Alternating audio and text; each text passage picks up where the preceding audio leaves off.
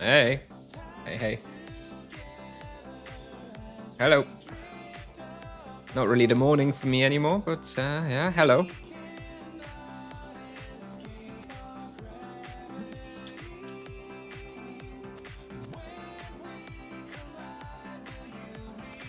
We've got Falcon Eagle in 6 minutes, so we're going to run there in a minute. Going to load up a little bit more stamina, and we're going to go. Almost got the tier 2 ascetic, 12 more levels, 5, 3, 6 we need. I just found out that my new EK is your old character. Is it? The 600 or so that you bought. What did you change his name to? Rosinante or something? Is that the one? Or was it sold again?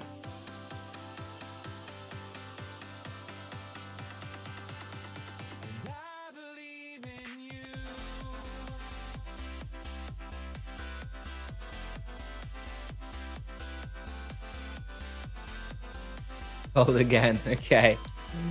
All right. Well, enjoy the character. Clearly, very looked after. It's got everything.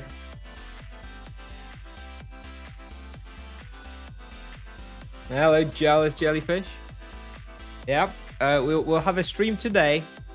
Then I have a couple of days off. I'm going on a mini vacation, and then we'll be streaming on Thursday, Friday, and Saturday. Pretty long streams on Thursday, Friday, and Saturday, I expect. So yeah, that's the plan.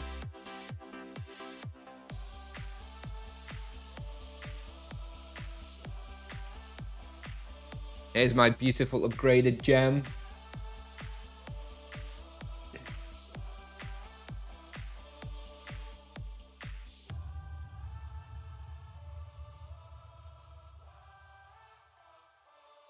Fresh haircut, yeah. Just about 2 hours long. Indeed. Indeed.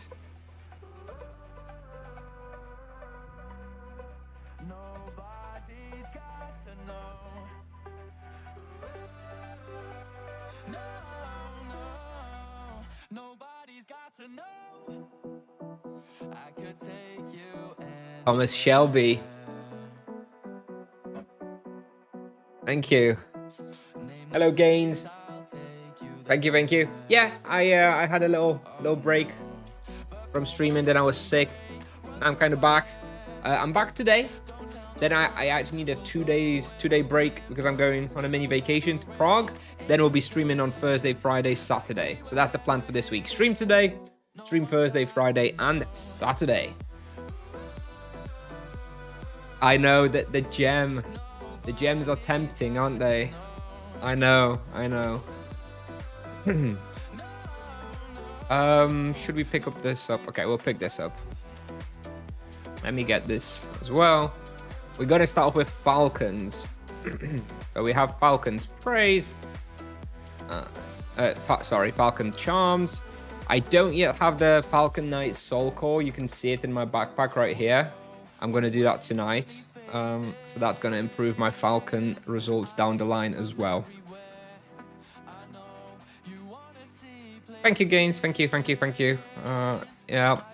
Still grinding, you know, Bewitched event, then double in a few days. Hoping to hit about maybe 550 or so by the end of double. Hopefully we can make that work.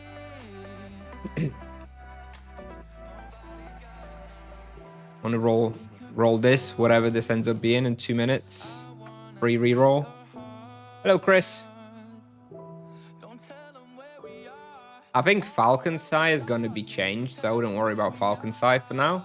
And Lion Claws haven't been nerfed.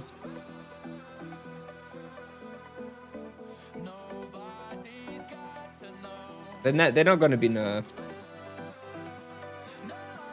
They re-added the 5% crit chance back on the Lion Claws.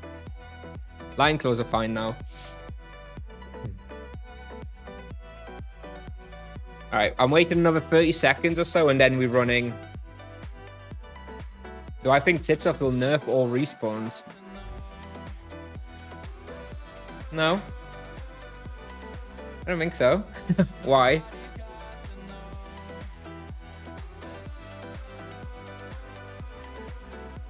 No, I don't think so. They'll nerf the weapons if need be.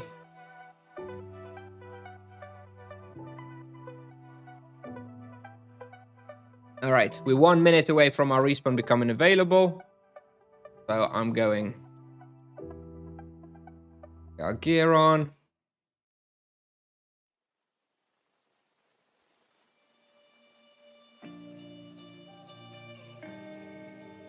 Will weapons be strong? They'll give you, I haven't like run the numbers, but I expect that the new weapons will give you like 3% more power or something.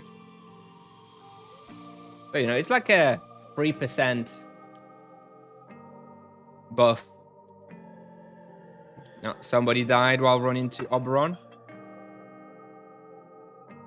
All right, we're starting. So the plan for today's stream is to start off with 1.5 hours at Falcons. And then we're going to do 1.5 hours at Iksupan, Occupied Sanctuary afterwards. I'm going to showcase that place a little bit after the buff that it's received the other week. The downside of Falcons, though, from my perspective, is that it's very intense. So, I'll have to focus quite a lot while playing here. Obviously, they are very, very strong. They won't be able to look at chat quite as much. However, the Iksupan Occupied Sanctuary, very, very easy. It's a zero supply hunt for me. So once we go there in an hour and a half, I should be able to read chat at all times.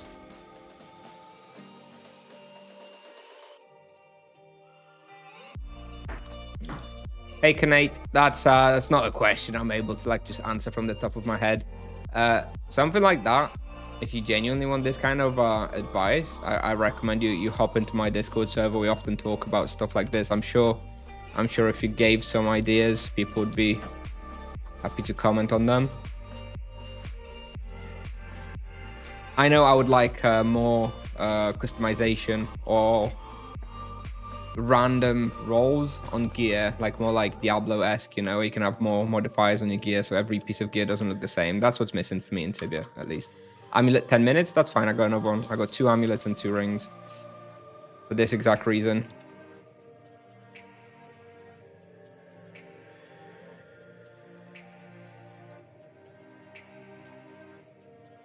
Link Discord. There's a command, !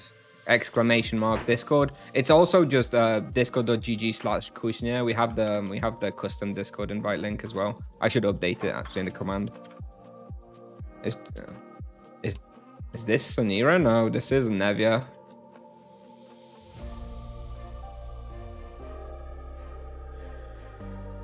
Low blow or savage blow on the Naga warrior? I go with low blow on Naga warrior and savage blow on Makara.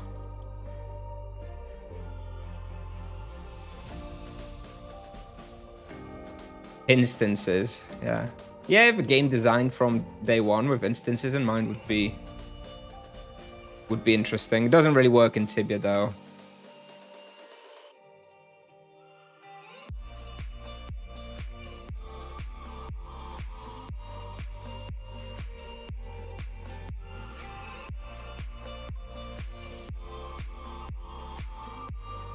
Maybe it's designed around no instances.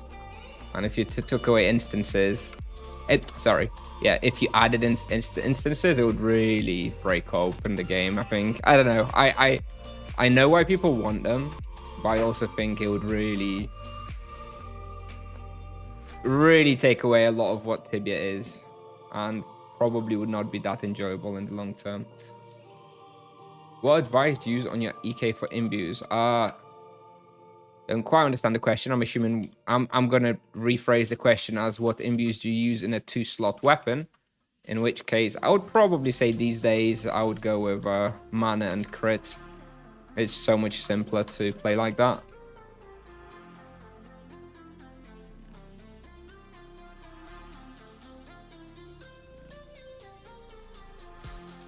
Oh.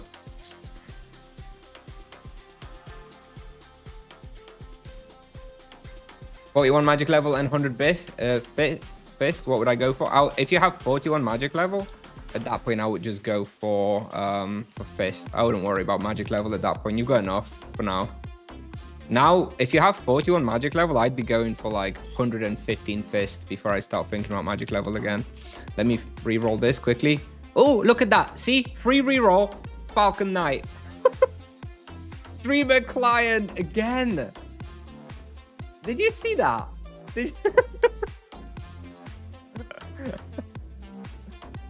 Well, we take those.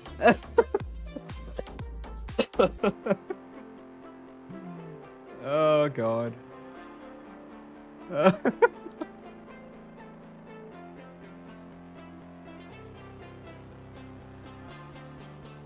Oh, dear.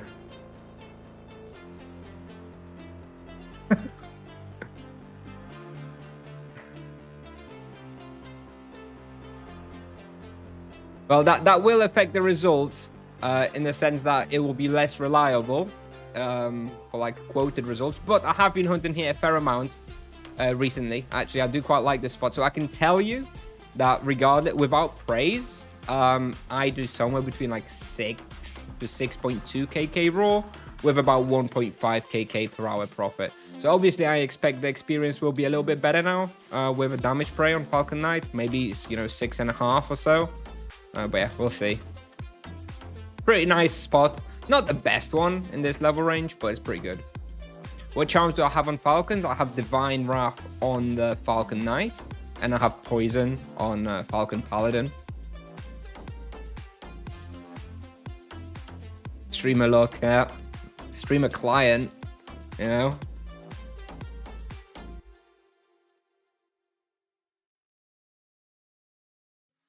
Oh, can't believe it. The absolute best charm I could get. The absolute best prey I could get. No, Falcon Knight. Oh. Thank you, Mr. Tipsoft. Very, very kind.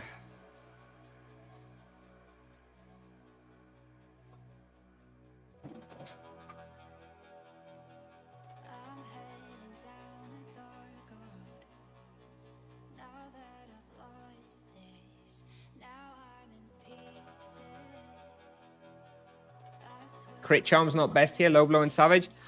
Those guys have so much health that Crit Charms were around the same power level before the nerf. Now, since the nerf, we've taken, we do a little bit less damage. So now I think Elemental Charms are probably better already. But, like, Falcons have a lot of health, right? They have, I think, like 9,000 health at this point. So they are one of, like, the rare places where I do think Elemental Charms are probably better. I also use Elemental Charms at Azalon. And I think Elemental Charms may be better at Cobras as well, although I haven't tested that as much. So yeah, like, Elemental Charms do become better and better the higher level you are, probably. And, the more health the monsters have that you hunt. Like, for example, like, if I go Iksupan and we go Iksupan later, I would definitely use Crit Charms there, and we're going to use Crit Charms there because the monsters have less health, so it's much more efficient to use Crit Charms. I think maybe by the time I'm like level 800 or so, if I was hunting here, I would probably use Crit Charms as well because my power level will increase so much. It's probably going to be better than the Elemental Charms at that point, and obviously it's better for like profit hunting as well, because you've used fewer supplies with more crits.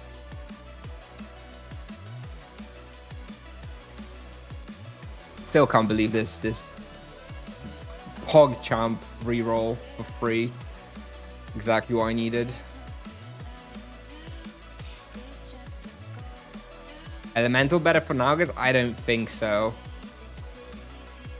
I think Nagas, I don't remember exactly how much health Nagas have.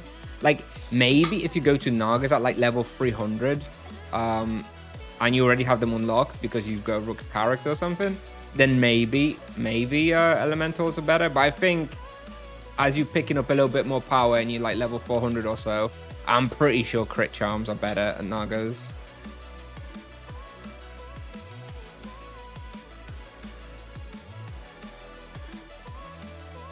You don't have that much health, right? Like 6,000 or something?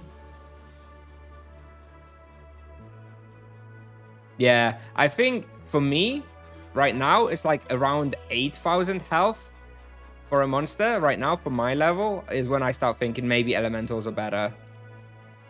But like if someone has 5,000-6,000, it's almost certainly better to use crit charms.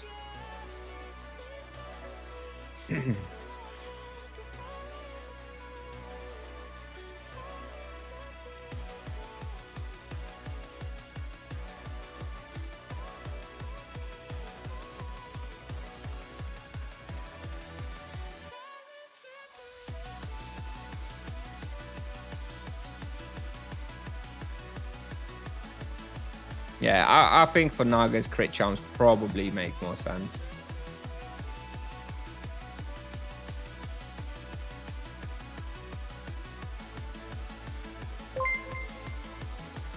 Oskis with the Prime sub.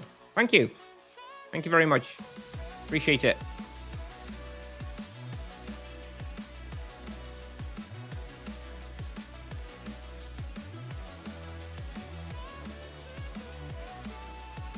Amulets. There we go. So.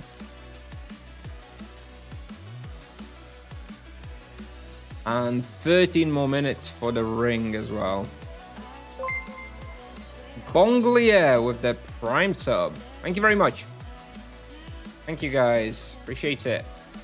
2 months now. Very good.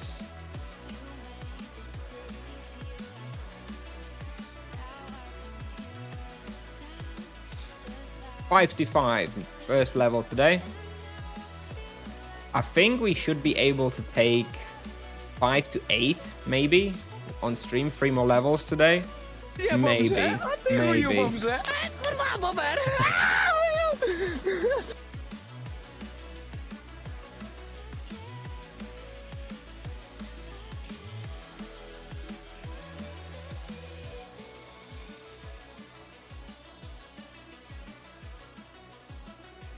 Yeah, we're gonna run down the whole stamina on stream today. That's the plan anyway. Come out.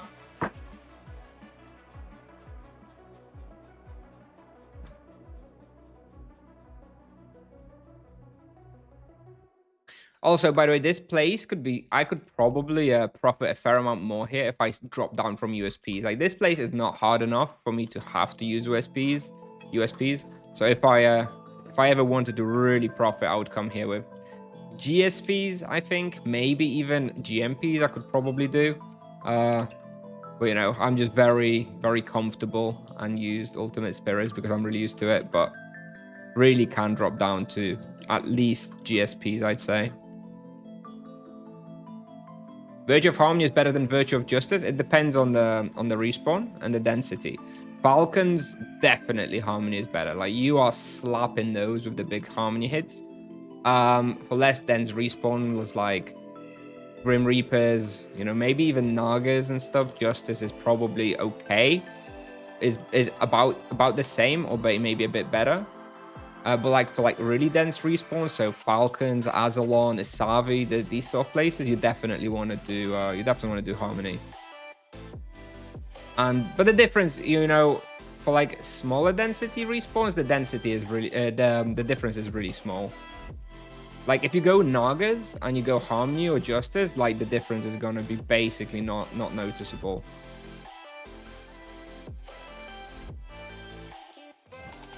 In my opinion, anyway.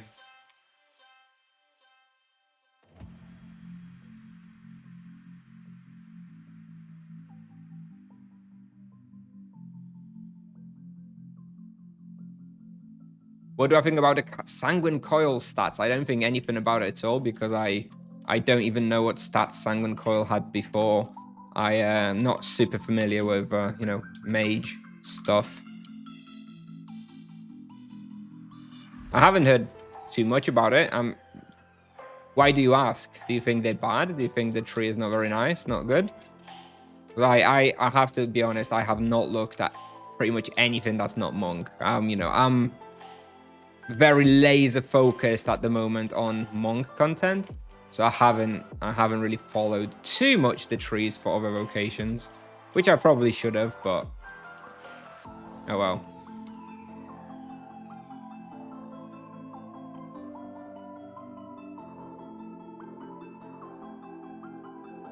There's only so much I can follow and read up about, you know.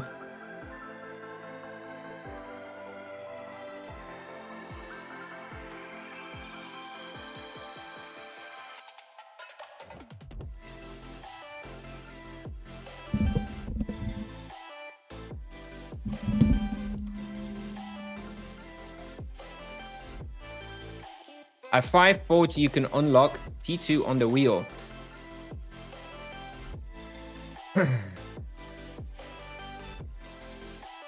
Will you test spiritual outburst versus ascetic, or do you think T1 on both on each side will be could be good?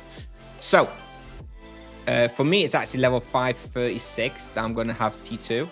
That's because I have 4 fully upgraded gem perks, which means I got 4 extra points from that. But you know, your point still stands. So I've extensively tested quite extensively. You know, a couple of hours.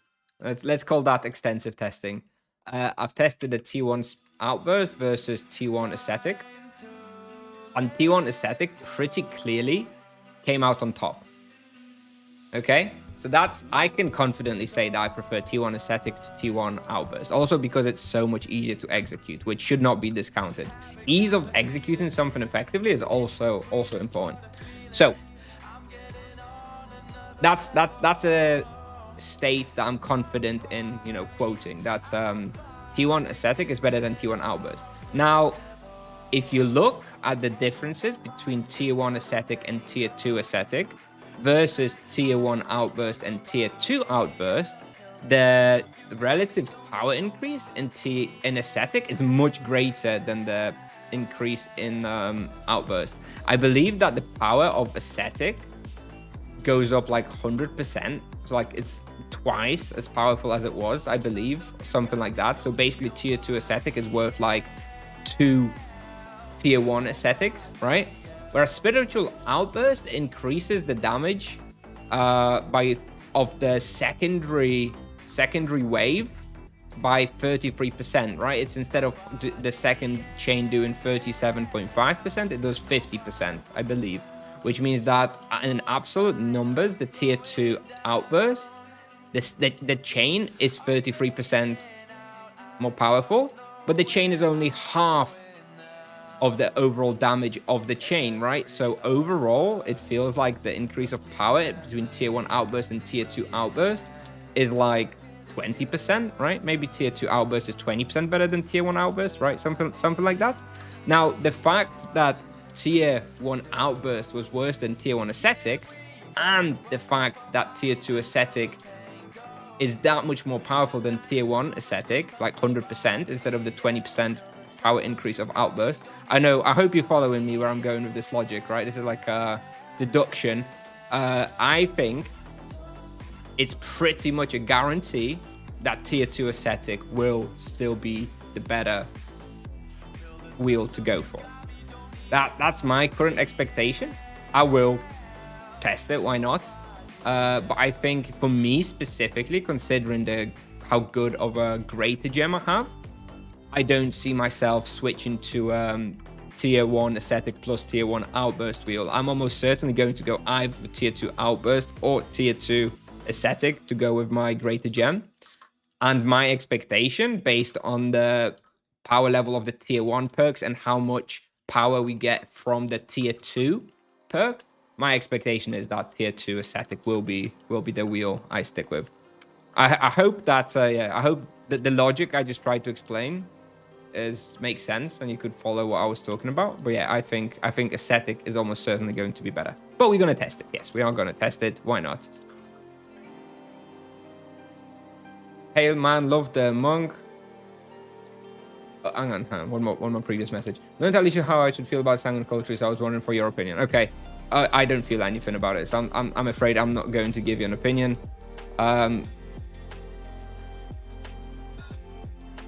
As often, my common answer to questions like this or discussions like this is like I encourage you all to join the Discord server.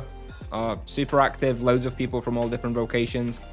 You'll definitely be able to chat to some people there, ask about the Sanguine Core, what they think. There's a special channel for summer update. Very easy to find somebody to discuss those changes with. You know, I don't, believe it or not, I don't know everything about Tibia and everything that goes on in every vocation. I do my best to stay up to date, but I don't always have knowledge about everything. So that's what the Discord server's for. Hey man, love the monk, but lately it's impossible spending so much money for the equipment. Yep, very annoying for sure. When do you think it'll be cheaper? I think the fact that the monk is so profitable is a big part why the equipment is going to be pretty expensive long term. Generally speaking, in Tibia, solo vocations, which can make a lot of money, or let me rephrase, vocations which can play solo effectively and also make a lot of money while they do it, have pretty expensive equipment, right? Paladins and knights, because people can just buy the vocation and they can just grind 3 hours a day on like Bashmu or whatever and really make a lot of money. And then there's a lot of money in the hands of those players, so they can pay a lot for the gear. So I think as long as the monk is popular and powerful and good at making money, the gear is going to stay expensive. Now, is it going to stay as expensive as it is now? I doubt it. I think it will eventually go down, but I expect something like a Soul Mask to be very expensive for a very long time. I think we're going to see a little bit of price decrease in the other items like the Cobra Bios and the Nagatankos and stuff like that. This supply of these items will keep increasing, and demand on them I think has probably already reached the peak. So yeah, I think we'll see some decreases in the power, in the cost of those sort of items, but I don't know if we're going to see much decrease in like Soul Mask or Soul Garb.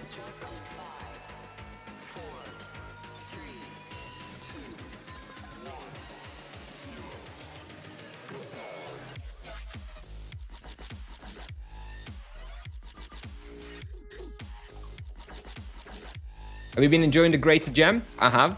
I haven't used it too much yet. I think I unlocked at level 516 or something like that, which was only like 2 days ago. So I haven't had too much playtime with it yet. But yes, absolutely feels pretty good. Can't complain. Very lucky to have rolled a gem like that. 1 minute and 30 seconds on the ring. I can't really miss that. Without the ring, it's gonna be pretty tough here.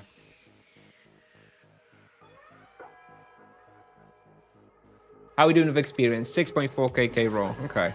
Like I said, without the damage prey, I was doing like 6.1, 6.2 here, something like that. So this, so far, it looks to be increasing by like 5% or so. Although I am streaming now, which probably also affects it a little bit. Think Ethereal Ring for 120 KK worth it, first best in slot item. I think that's a tiny bit on the expensive side. I think when I was buying them, I bought both of my rings for like 80 or 90 KK each. I mean, it is possible they've gone a little bit up in price since then, but yeah, I think 120 KK isn't like an outrageous price, but I feel like maybe you could get it for a little bit cheaper. But prices may have gone up as well, so I don't necessarily know.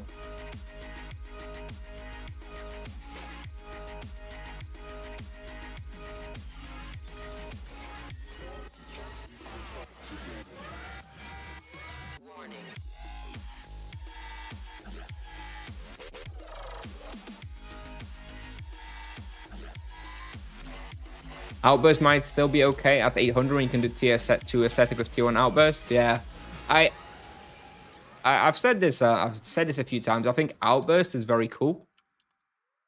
And it will be good at a certain point for sure. But it may be quite late. Maybe quite high level.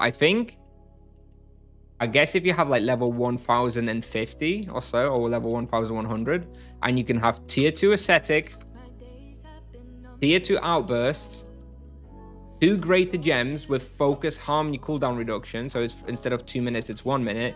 you are going to be, you know, very, very powerful at that point. And using spiritual outburst every minute, maybe you'll have like a momentum. Maybe you'll have a momentum helmet as well, tiered helmet. At that point, outburst is going to absolutely slap, and that is probably the like late game monk power that we need. With this like constant double spender with the spiritual outburst, it's going to be very, very strong.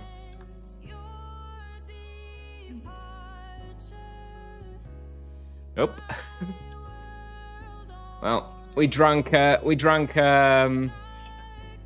of blackjack there just to be safe. I felt like my health was dropping just a little bit too fast. And yes, the ring ran out, right? That was the problem. The ring ran out. Hey up, Harry.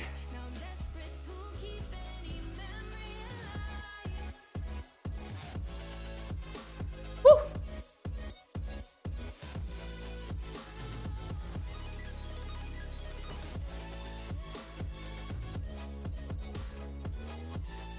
Hey, Sheriff.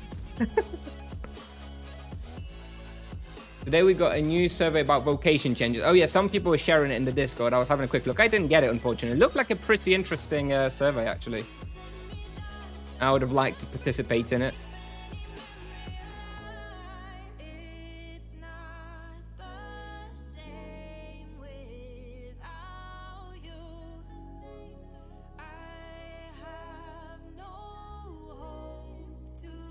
Could have done 0 supply 2 weeks ago here. Yeah, I don't know. Probably not, Tiger. Big nerf. Actually, okay, yes. Let's go with it. We could have done a 0 supply 2 weeks ago, but the nerf was so heavy that we can't do it anymore. So we don't need another nerf. Annoyingly, that's affected the profit per hour quite significantly. I wonder if I can. Probably can't make it worth less, can I? Let's have a look.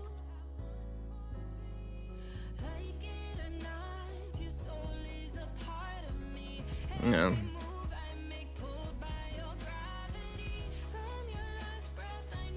Would you recommend monk level at 500? Monk is definitely better than paladin. Yeah. Can I make this like 1k so it doesn't? No. Okay, never mind. Well, my hunt analyzer has now been broken by 300k of pot of blackjack apparently, even though it has 4 uses and I've only used it once. Never mind.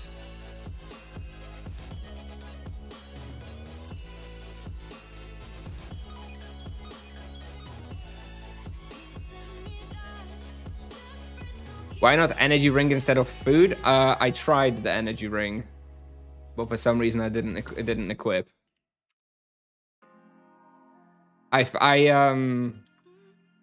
Also the pot of blackjack, by the way, is only like 70k, so it's really not a very expensive way of saving your life. It's not like a cupcake. But generally the rings, I don't know what it is, but I find that they don't always equip when you're in a box, and you're like, probably because you're like spamming potions, right? I'm spamming USPs, which has like an item cooldown on the ring, so that's probably why I didn't actually equip the ring. So did you burn out or what? No, I don't think so. I had like a few day break around the time Path of Exile released, so I played that a little bit more, and then also I was sick a little bit after that, so again I skipped out on a few days. But no, I'm still having fun. Then Bewitched came back. Bewitched came on, and we have the next EXP bonus. Yeah, I'm back playing. I haven't burnt out. I think after 600, I may burn out, because this is like a nice big goal now, level 600. But we'll see. We'll see what happens after, if I don't have a goal anymore. All right, let's reset the hunt now, and let's climb. Let's get some more experience. The little break through, the little break from the pot of blackjack has dipped. Caused our experience to dip quite a bit. Yeah, I'll be hyped to test this Sanguine Claw and to level it up, right? It's going to be the weapon proficiency stuff as well by the time I'll reach level 600. So I'll probably reach the weapon proficiency, and that time I'll probably hit like almost level 700. But I do think after that I may run into motivation issues. We'll see.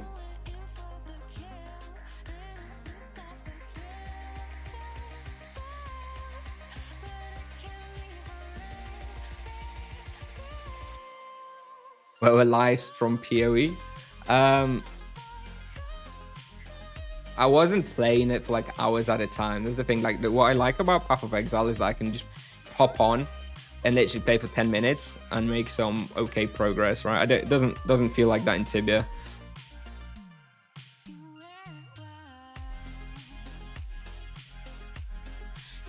We had a few streams from Path of Exile when it first launched. Not too many though, you're right. Need a goal to keep me going? Yeah. Stream keeps me going quite a lot as well. As long as I have time and energy to stream a little bit, then I'll probably keep going. But I think after we hit like level 600, I will sort of start focusing a little bit on some of the content I've abandoned. You know, like I'll go back to like my mages and stuff and finish off like my mage guides and stuff. So I'm not going to be like selling off the monk or anything, but I may reprioritize a little bit of where I spend my time. We'll see. In your opinion, at what level can the Royal Paladin match amongst damage output?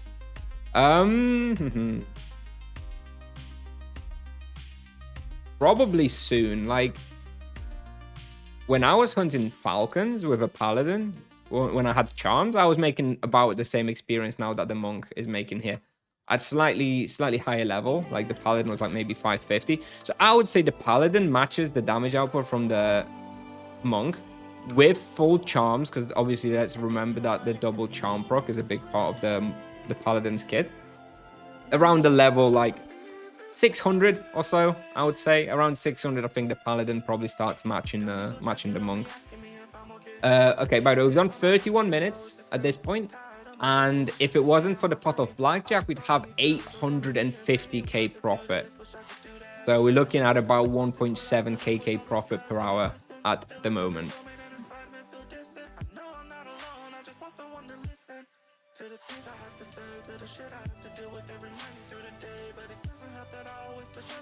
It's pretty good actually. I don't normally make this much here. Normally I make around 1.5k. I think I'm getting a little bit lucky. Also, we're killing a bit faster due to the damage prey, so I guess we're getting a little bit more loot than usual.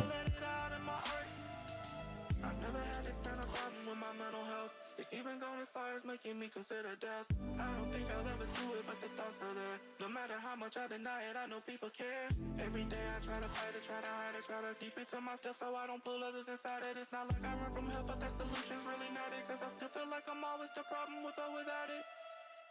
I'm caught in a...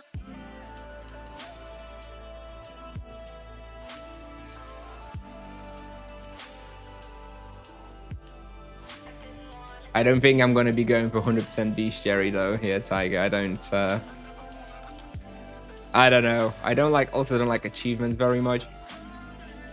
I'll find some goals. I prefer bestiary, I think, than bestiary for like long-term goal. We'll see. Rolled a few greater gems and nothing great. If you had to choose, do you think 8% crit damage on sweep and takedown or 6% base healing on Spirit Mend is better? Oof.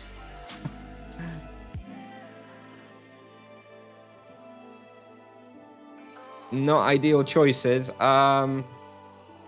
Probably the crit damage, I guess. Although the Spirit Mend is nice. But if you're going for zero supply hunts, you're not using Spirit Mend anyway. I think those are pretty much comparable. In fact, if I had those two, I would probably choose based on the other perks on the gem, the previous two, and probably go over whichever one is best there. Or I would just roll 10 more gems and actually get something usable. I feel like if you're going to use greater gems, you should actually roll until you get a good greater gem instead of using a greater gem just because you have one. If you've got the crappy greater gem, just keep using your, lesser gems, right? With like flat HP and stuff. It's fine. Don't feel forced to use greater gems just because you have the right level, I think.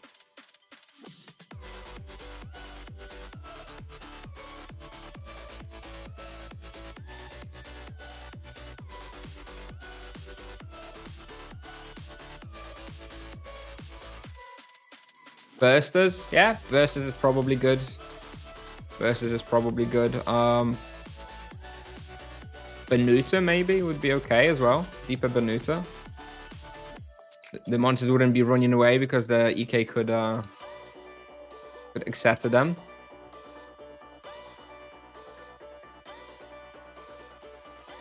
Hey Luga, all good, all good, all good.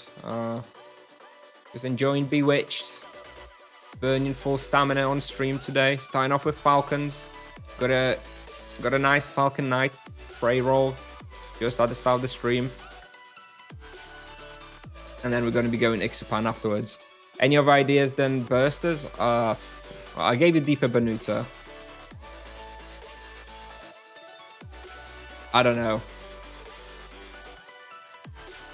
I don't know if you could handle Winter Court yet in a duel like that. I guess if you were healing the... you're healing the EK, although you kind of need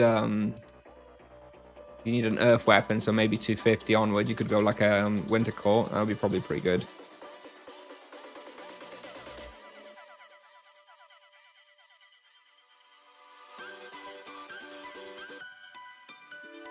Catacombs, I think Catacombs might be a bit too hard for a 220 EK without like a dedicated druid.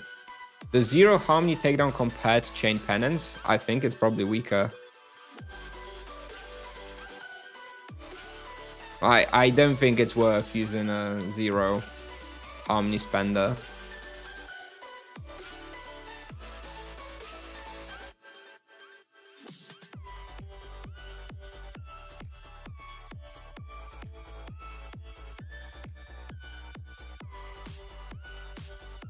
The Falcons soon. Yeah, it's good. It's really good. Even better if you can get an energy imbuement in here. I'm not hunting Falcons enough to really warrant getting an energy imbuement. An energy imbuement's not really that useful anywhere else for me, so I kind of hunting without a protection imbuement here.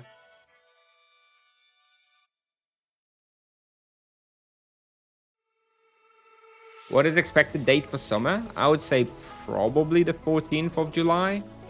Like today, what makes me say that, I wasn't sure about the 14th or 21st, but what makes me say that is that today they've already decided they're going to close one of the threads on the forum around the display stuff.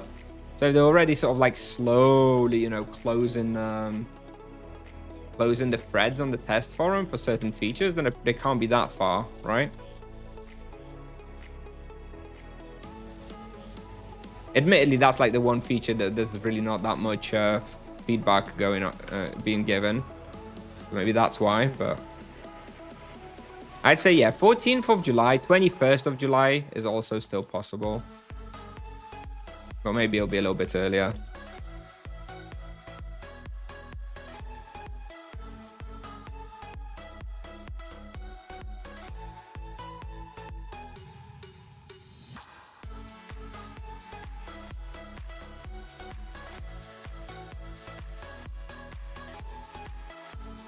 Outburst only free wheel.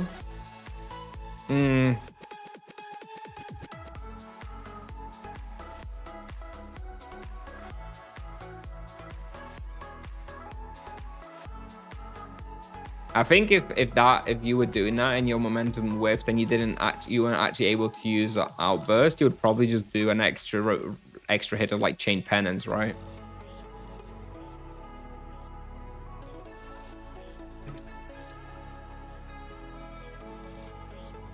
Probably. Buried Cathedral, he means. Buried Cathedral, not buried.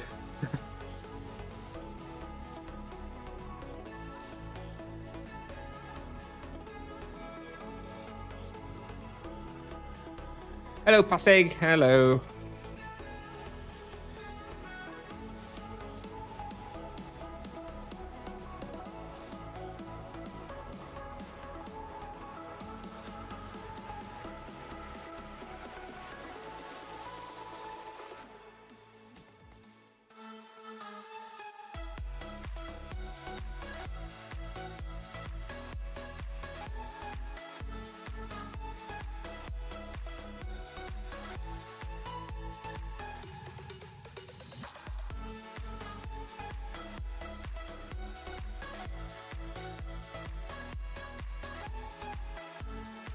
150 RP with 75 dist and magic level 24. Oh my god. Can you manage exotic cave at that level? Probably. Edron heroes, probably still pretty good, although with that distance. There is not many places that we can hunt that deals a lot of energy. Right? Yeah, I think it's just this place. I haven't felt like I needed energy protection. Iksupan, I guess, right? Iksupan occupied sanctuary, but you kind of prefer death over there. And death is just better in a lot of other places. So like if you hunt an Iksupan, you probably imbue death just so that you can use that in other places like Nagas and Cobras and stuff as well. But I suppose energy would also help in Iksupan. If you want to hunt Iksupan and Falcons, then just go energy and you're going to be fine. Although Iksupan is so easy that you just don't need any protection imbuement there anyway. So whatever, I suppose.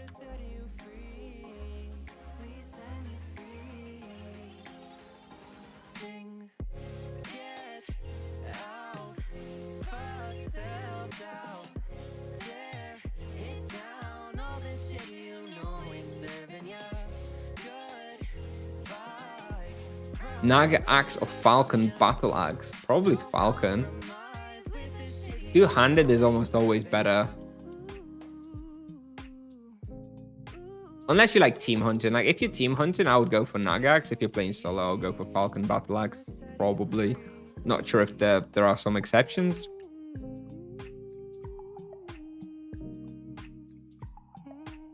Probably not.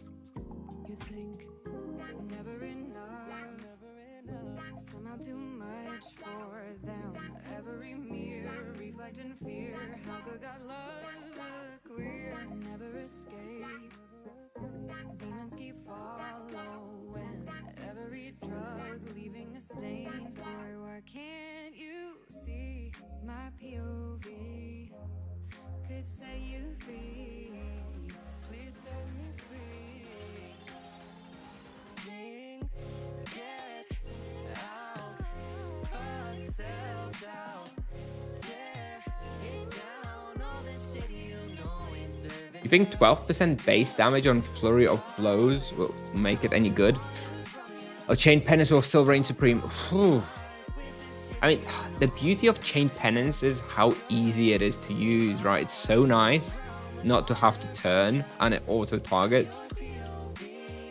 Flurry of Blows would have to be a lot more powerful for me to switch from Chain Penance to Flurry of Blows. Is 12% base damage enough? Damn it.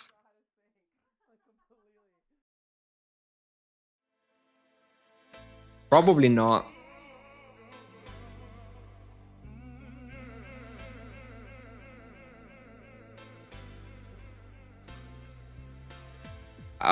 Probably not enough. Unless they add some like extra augments and stuff. I don't know, maybe. It's just, I would really not like to be using 4 directional spells in my rotation, though. You should do some coaching videos, good material for your followers to learn. Yeah, maybe. I mean, I do reviews, like people send me videos and I take a look at them and, you know, I'll give them comments and stuff. We could make more content of that type. Coaching stuff is not super interesting for me. But I'm happy to do hunt reviews and point out any obvious big mistakes.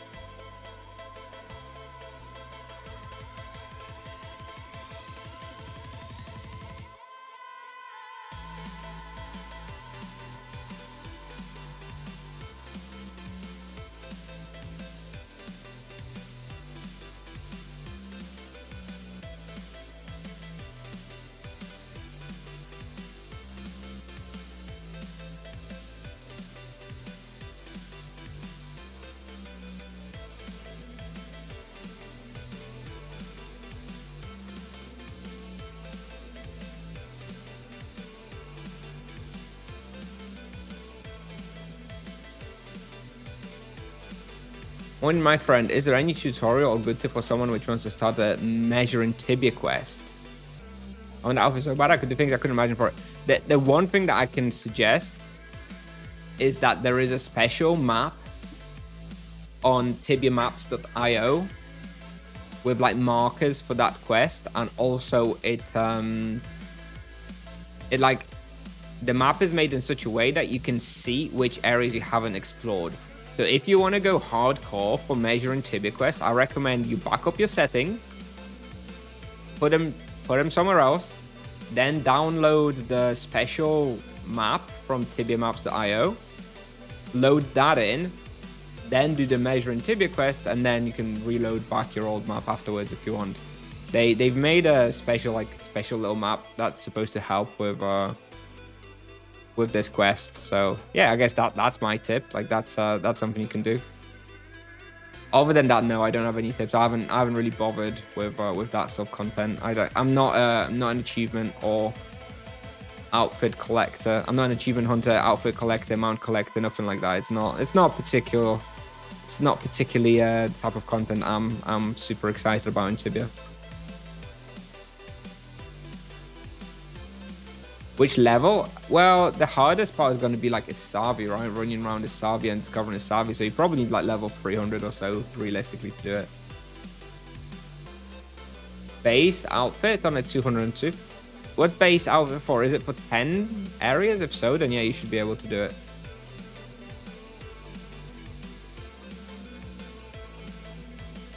I don't remember if the outfit is for 10 or if it's for all 20. 11 areas. You should be able to do 11, no problem. I think there's 20 areas in the game, right? There's only like probably only like 1 or 2 areas that you can't do on your level, I would say.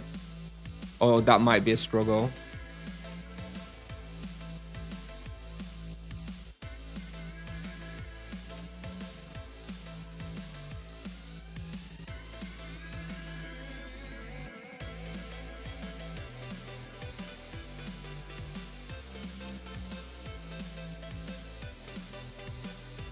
Is Savvy Maripur Russia?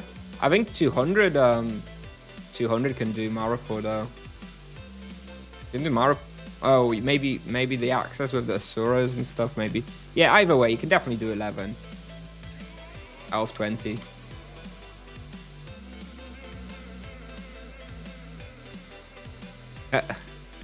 Yeah, I guess I can if I'm online and available. Right.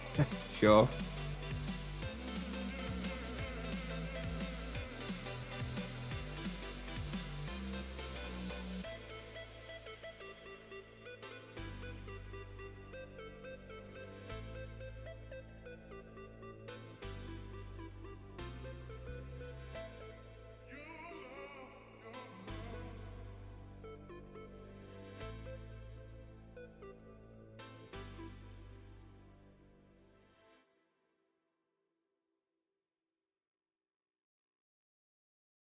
How much did you get your soul items for?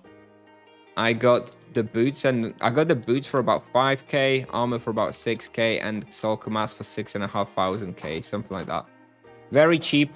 Now I at the price of all those free soul items, I would maybe be able to get a soul mask today. So obviously the prices have gone up a lot since then.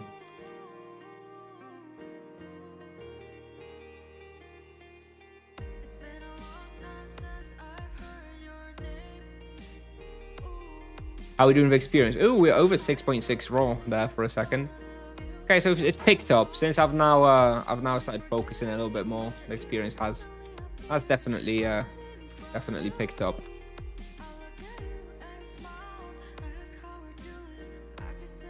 What's your opinion on the Monk 500 versus EK? I mean EK 310. Thinking about a second vocation, is it stronger? Yes, currently, especially if you play solo, the Monk is basically a stronger solo EK. At this point, my personal opinion is if you want to play EK, the only reason you should do it is if you've got a team and you want to basically team hunt.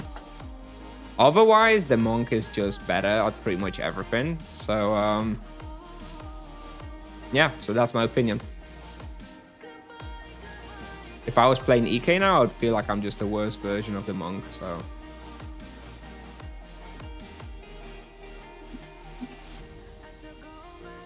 They both suffer from the like worse endgame scaling, but then the monk benefits greatly from fewer supplies used and much stronger earlier sort of mid game as well.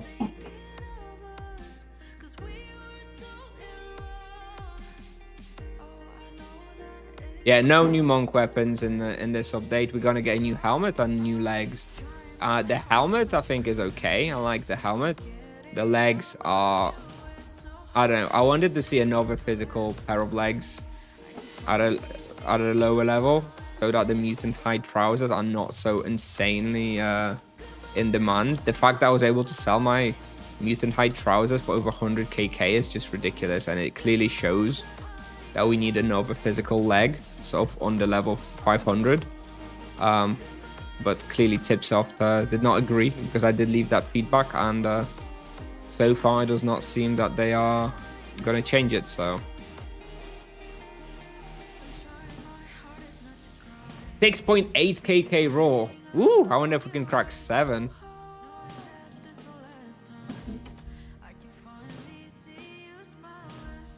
And that's just with 1 damage spray. Very nice.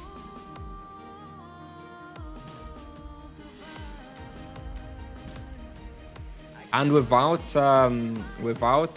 Falcon Knight Animus, we do have Falcon Paladin Animus, but we don't have Falcon Knight Animus. So with Falcon Knight Animus, this would be 7 KK raw at this point.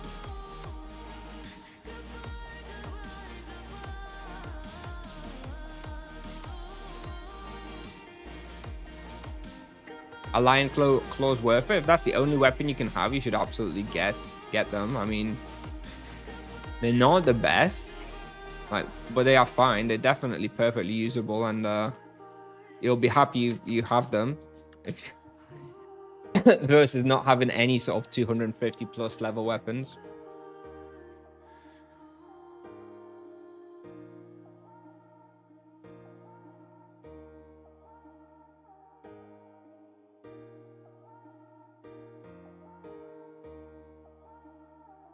Yeah, Cobra BO is like ridiculously expensive, but it is good. It is good.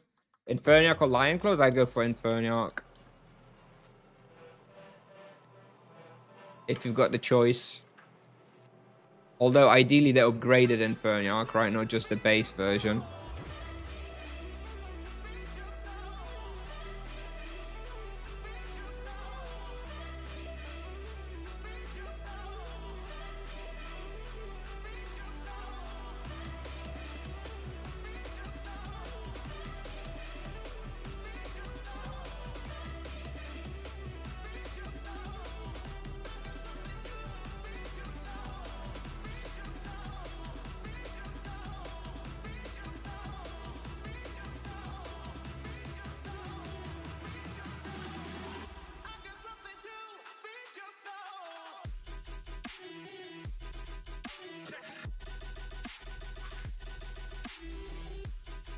Is the quest possible at level 303? Well, it's more about materials and killing a boss. You probably couldn't kill the boss yourself. You'd need, but somebody else could upgrade it for you. I would consider just looking for an already upgraded version of the Inferniarch Claws. Ideally, the rending version with crit.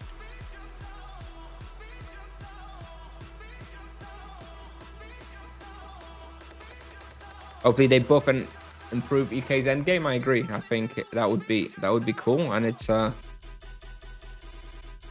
it's quite necessary, to be honest.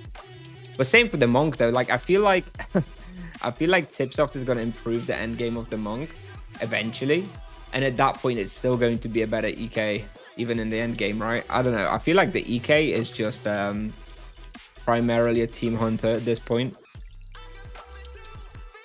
If I was creating a new character now, I would not create a monk, an EK, unless I was like sure to have a team hunt. I think that's the only real reason to do it at the moment.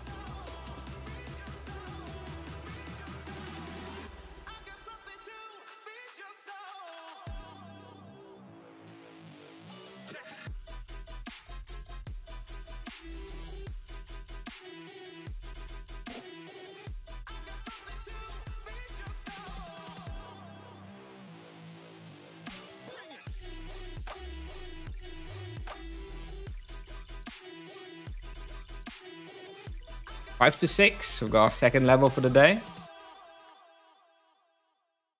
41 minutes for a level at current experience, right?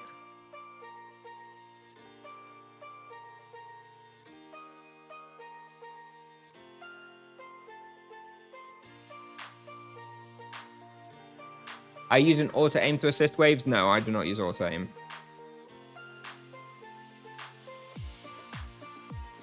$6.85 KK raw. Okay.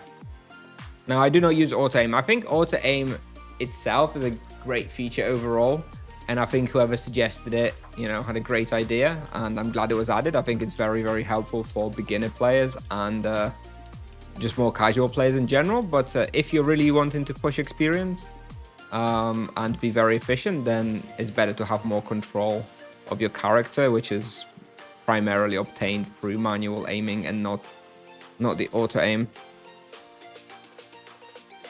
I remember the hate everyone gave you for the suggestion. Yeah, but that's why it was so stupid at the time, right? Like, I knew this is where I had a feeling that this is where we would end up with this feature in the end, where it's not really going to be used by a big portion of the community anyway.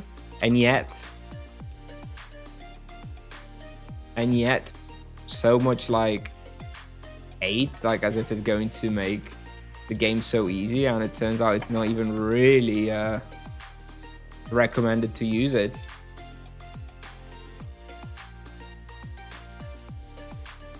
Unless, you know, you don't mind missing out on a few percent of experience.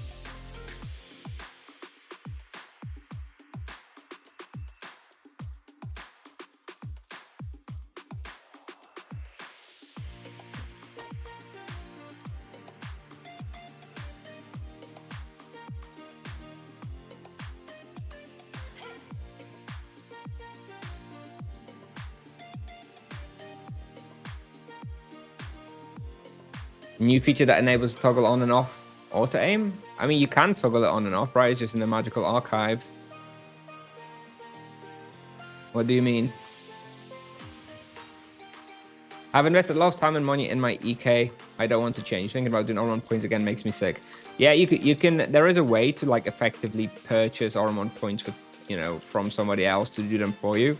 I paid 500 Tibia coins and never looked back. Never had to do the Ormond points. It's probably the worst possible quest in the game for me. I don't know how all these years later it's still in the same format. Really unacceptable. It's so horrible.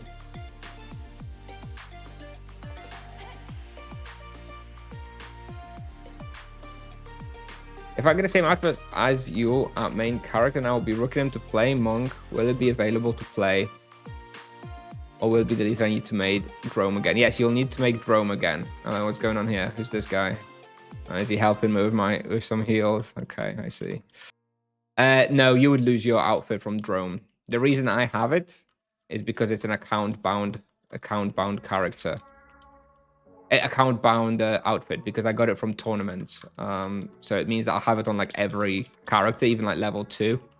But if you got it from Drome, then it's not account bound. It's just like a regular outfit, like every other outfit. So that would be lost upon rooking.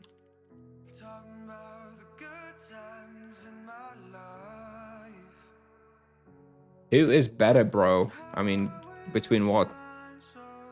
You didn't give me any anything to compare, unless you sent a message earlier and I missed it. In which case, please resend it, because I don't know what you're talking about.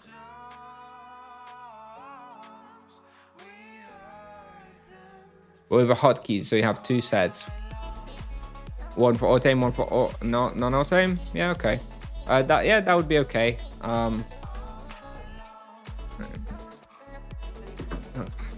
I don't think it's that necessary, but I suppose, yeah, mid-hunt you're not going to be messing with your magical archive, right? I don't know. I don't see myself using auto aim, to be honest. I think maybe what I would do, if I ever sell this monk, because now I have way too much muscle memory into not using auto aim. I think if I sold this monk, used a different vocation for a bit, and then I created a new monk from scratch, I may force myself to use auto aim from day one and actually just use auto aim always on that character and see what the difference is, and see if I can like get the muscle memory with using auto aim and like master using auto aim in a way, and see what the difference actually is. Because maybe it's not so bad. I feel like it's not so bad if you really put the effort into using auto aim effectively. I think it could be okay. But now I'm so used to not using it that it's gonna take me too long and require too much effort to switch. Nagakata or Cobra Bio? Cobra Bio is better. Nagakata is okay. Like if you can't get a Cobra Bio, which I know many people can't, then just get a Nagakata. But yeah, Cobra Bio is so expensive and rare for a reason.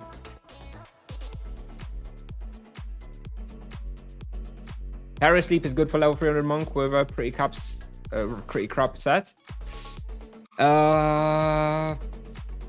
It's probably doable.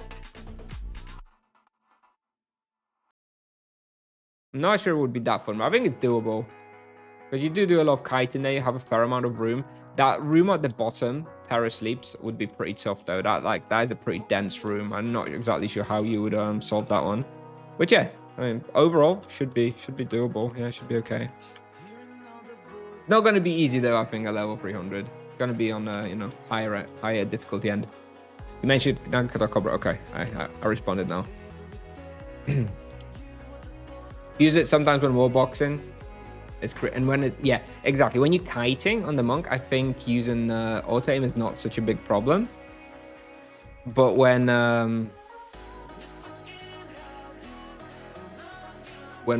kiting, it's not such a big problem because it usually goes where you want it to go.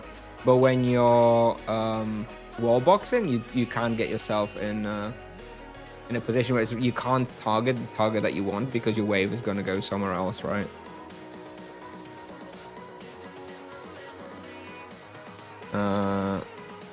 Got ourselves a mini trap here. That's not where I wanted to come. Unfortunately, with people doing Oberon and such, sometimes a little bit awkward with you know, they break the pull a little bit and you kind of have to reset it. It is what it is though. Still a fun spot to hunt, but you do have to account for the fact that people will be running through a fair amount.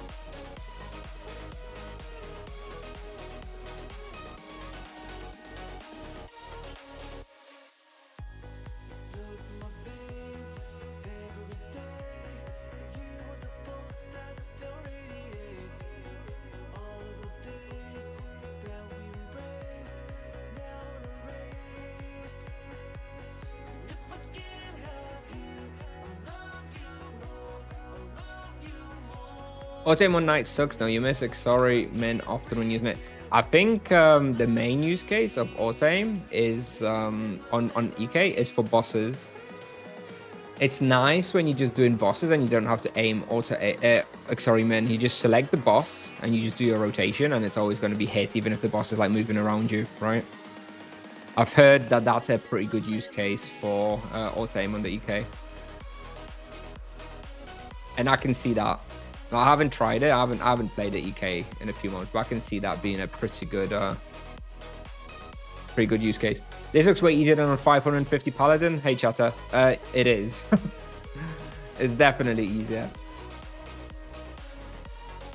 On 550 Paladin, you know, you are like sweating here. Although it's not massively easier, you know.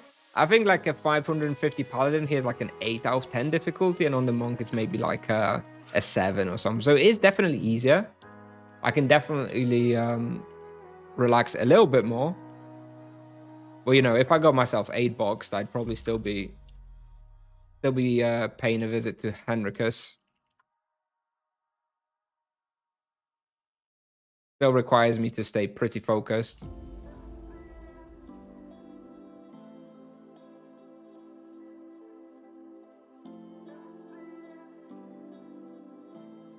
Would you die if you got trapped? Well, honestly, it depends on the health of the monster. If I got trapped in like a proper 8 box with 8 full health Falcons, I think if I use like cupcakes and stuff perfectly, maybe maybe I would get out of it.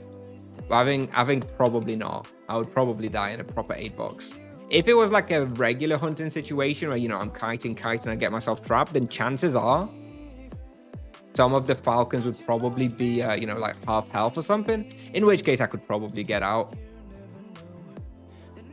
But at full health, I think it would be, it'd be a struggle.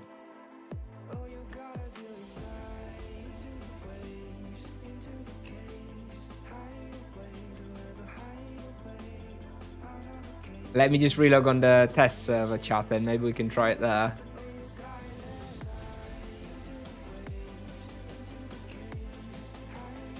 You know what? That's not actually a bad idea. I do need to practice my getting out of traps, hotkeys and stuff. So maybe going on the test servers like Falcons and getting myself 8 box trapped and practicing using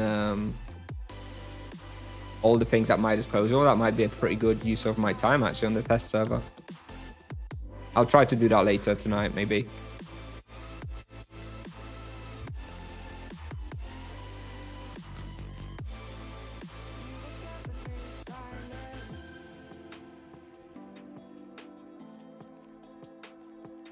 Hey mate, haven't played for 15 plus years, started on Kusnier, got 150 monk now. At what point do you switch to ultimate spirit potions? Feels like I'm wasting the healing part a lot right now.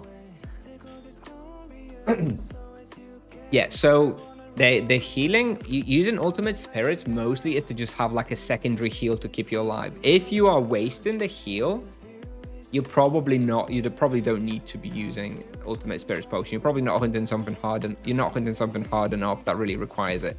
Ultimate spirit potions are very expensive for what they do. It's basically, they're very gold and efficient, so you should only really use them when you have to. So basically, if you're hunting something really hard, where if you weren't using ultimate spirit potions, you would otherwise die.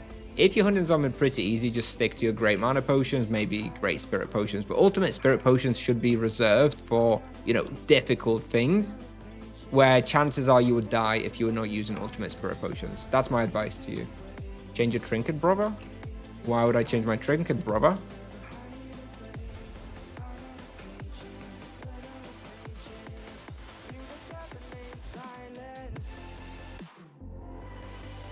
The lit torch? No. It's 6.7% earth, 4.3% holy. More earth than holy here. You can see the input analyzer right here.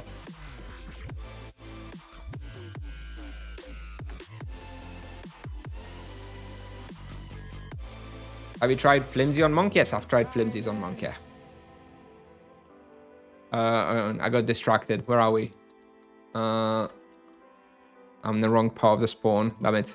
Alright, we're going to lose a bit of experience there. I've probably wasted like 20 seconds. I got a little bit distracted about where we're going. Never mind. There's going to be 2% energy on the new trinkets. Yes, I know. That after the summer update, I'll be changing my trinket here. That's for sure. I'll be using a 2% energy one. Absolutely.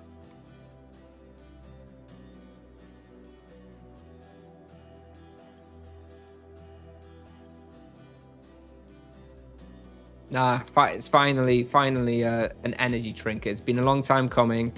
Somebody made that comment, that suggestion on the forum, and they actually implemented it, which I was not expecting. So yeah, fair enough.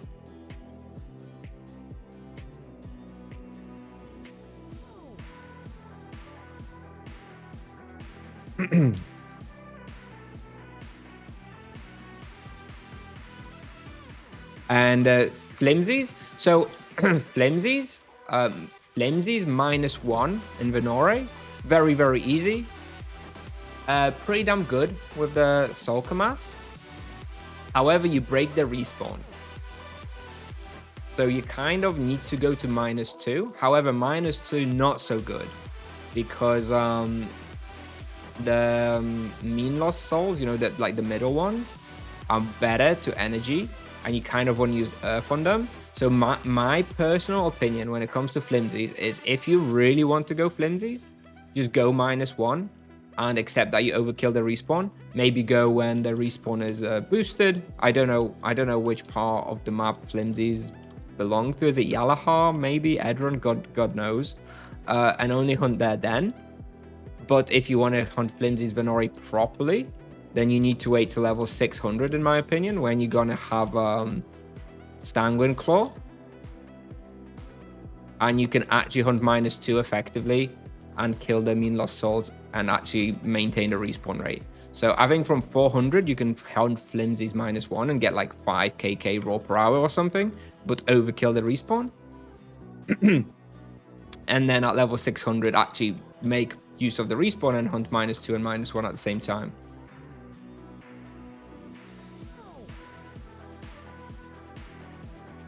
Diamond today, any advice? All the advice I could have you is in my YouTube videos, but the guide ones or for like Tibia Pal, on Tibia Pal hunting section. From the top of my head, I don't remember anything. And yeah, maybe don't use auto aim, I guess, if you wanna be good. You probably don't want to be using auto aim long term.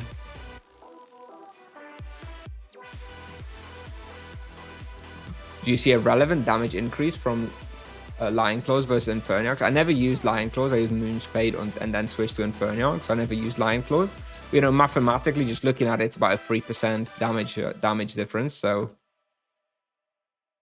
it's not insignificant.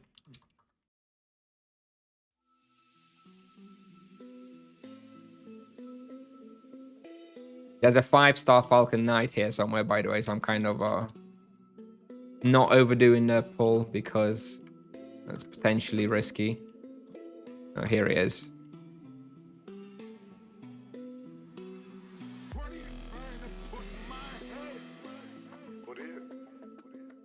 People are asking about Vocation rebalance sometime this year. Do you think that would solve EK's problem, or Tipsoft would probably not do something in the direction at this point? Honestly, I'd be surprised if Tipsoft did something for late game EKs. I think it's a very hard problem. It needs addressing, but I don't know if Tipsoft sees it as a problem. In the Vocation rebalance, I'm expecting some changes to Paladin and the double charm proc. I'm expecting to see some changes to the Sorcerer.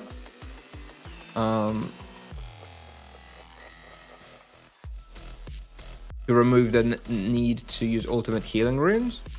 And those are about like the only two things I'm feeling fairly confident in.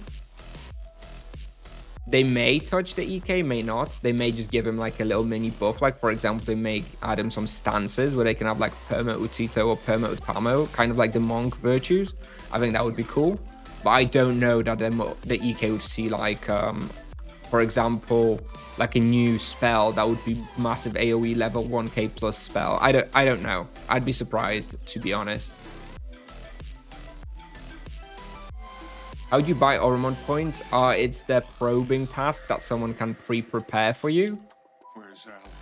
They can pre-prepare like 300 bags for probing, and you just go and stand in a spot and click one little SQM while they like throw them on the floor. And yeah, basically takes about 20 minutes to get 300 points. You can do one per second, basically.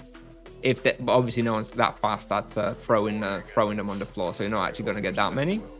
But theoretically, you can get one every second as someone throws them on the floor for you to click.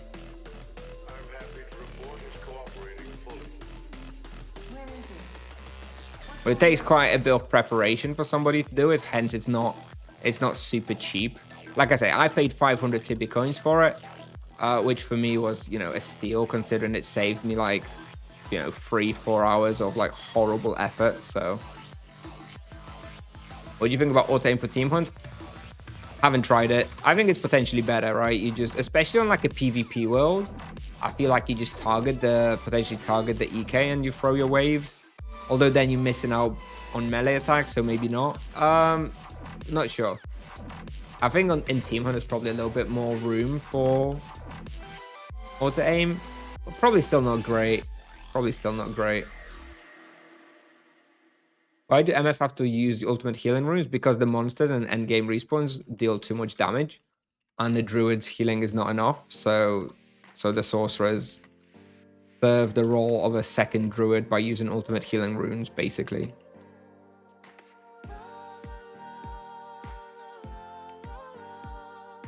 Which is a horrible experience.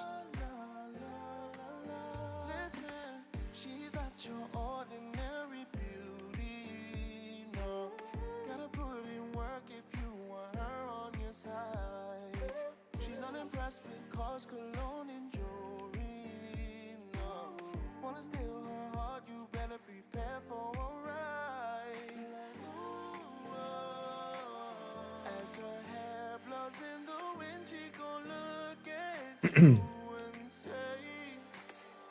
I'm so sick. We have the respawn another 15 minutes, by the way. Another 15 minutes, and then we're gonna switch.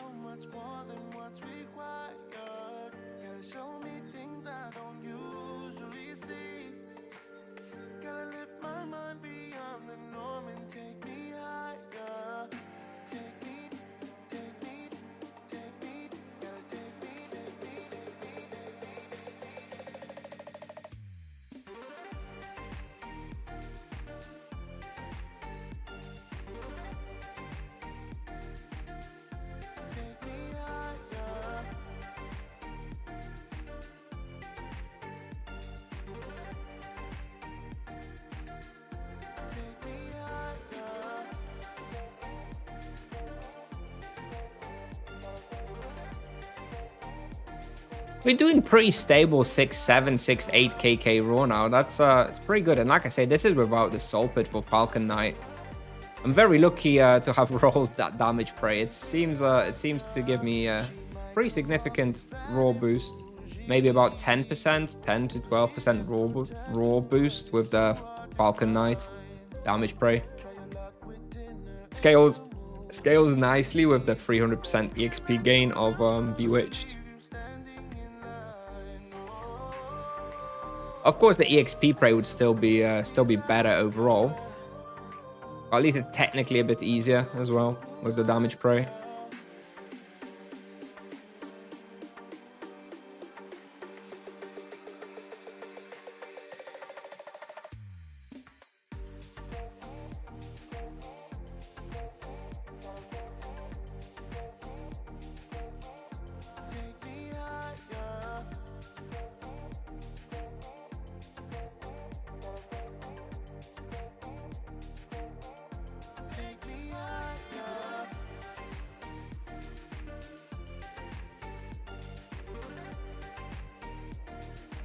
It would be funny if they removed that MS can use ultimate healings and give no other options. I think they already said they would give some options. We'll see what they are. I'll see what they are and if they're any good. They're probably just going to like improve the debuff of the MS, maybe. To reduce the damage dealt by the monsters. Maybe something like that. When do I think summer update will be? I would guess 14th of July, maybe 21st.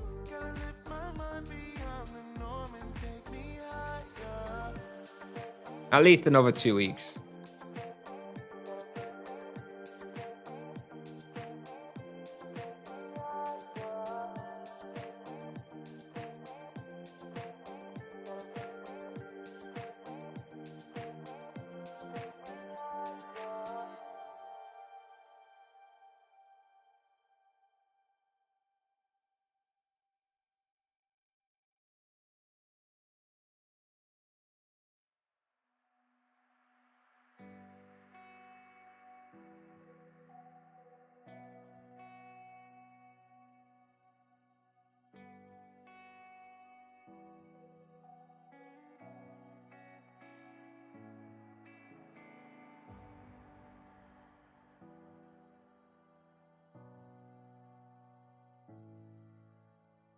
Thank you for all the great vids. Just came back into Tibia after like 10 years of break.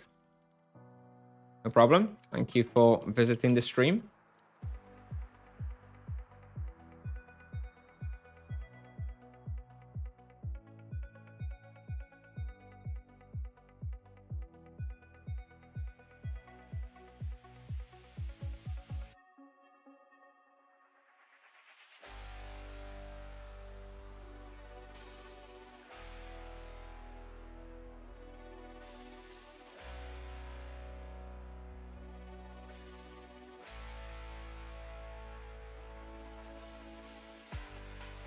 Why do you think they create an extra category for ink monsters?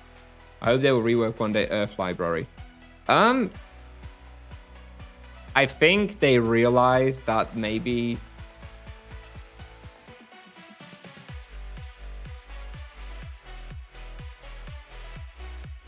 that they didn't really fit. Anyway, I don't know. They have the magical category though, so it's odd, right? I felt like they should have just added them to the magical category. Maybe they're planning some other stuff, right? Maybe internally they're already thinking about like future updates, and they're going to do a library expansion. Maybe there's going to be a death library, you know, physical library, holy library, right? So they're like, woof. And then that's why they created a new category, but I don't know. Otherwise, it's kind of weird. Kind of weird, to be honest. Like, I was surprised to see that. Like, there's still not that many monsters there, right? And they, you know, monsters that came out of books seem pretty magical to me. I think it's fine for them to be in the magical category. So, don't know, really.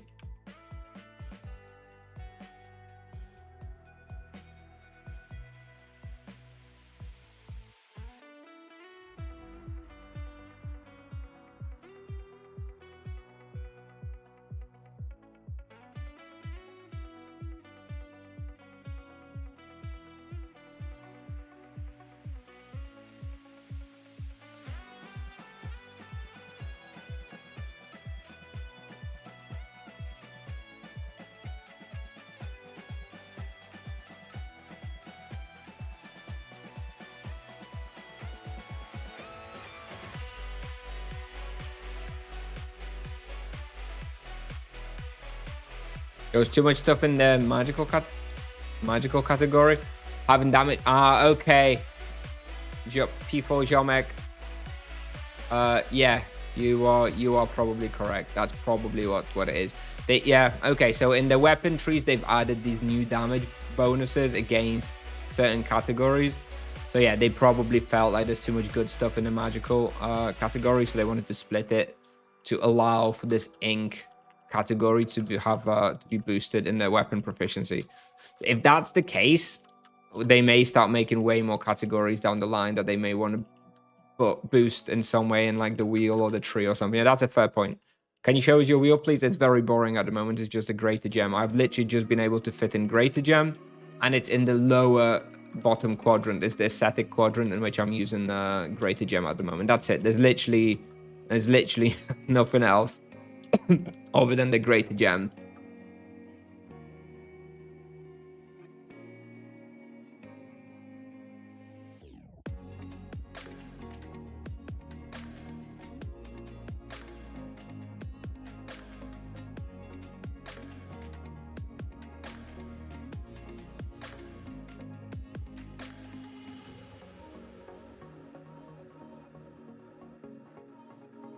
Now we have 130 ultimate spirits.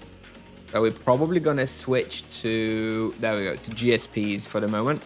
We're going to use the GSPs that we've looted from the hunt, because I have like 370 GSPs that I've got from, yeah, basically from this hunt. They drop quite a lot of spirits. So I can easily switch now that we've run out of the ultimates. And it should be perfectly fine. I've done this before, and it's perfectly fine to hunt here with great spirits. I should be doing that by default, to be honest. Although, as you saw that one time with the pot of blackjack at the start of the stream,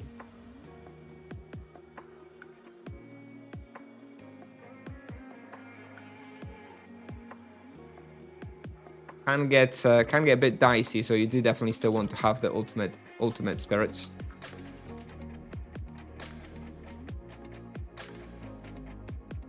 We can do 1 or 2 more laps before we're gonna have to go.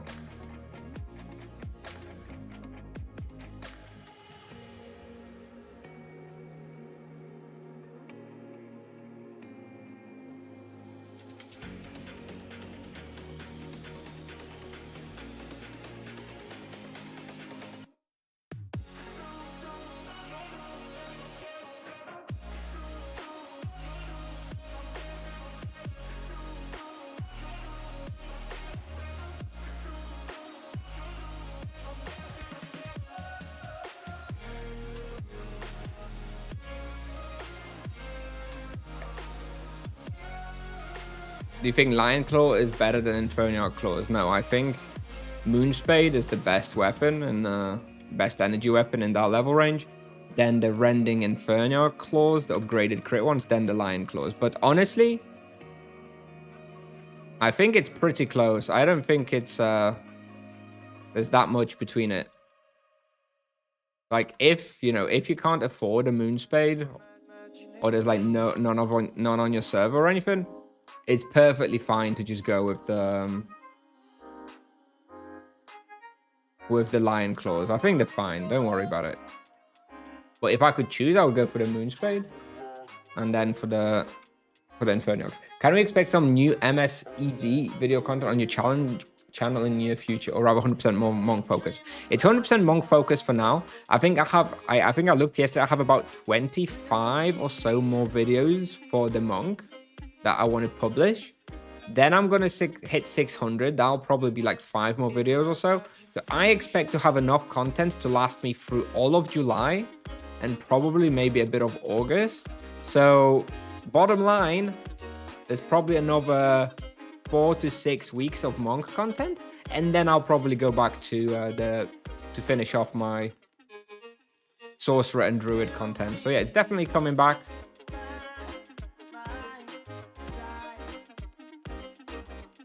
But it's probably going to be another month or so.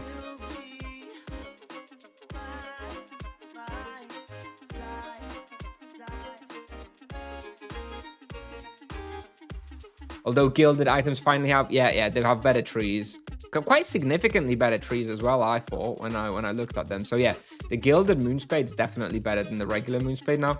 But the regular Moonspade is probably still better than everything else. Gruszka, subscribe with Prime. Thank you very much, Gruszka. Appreciate it. Dziękuję.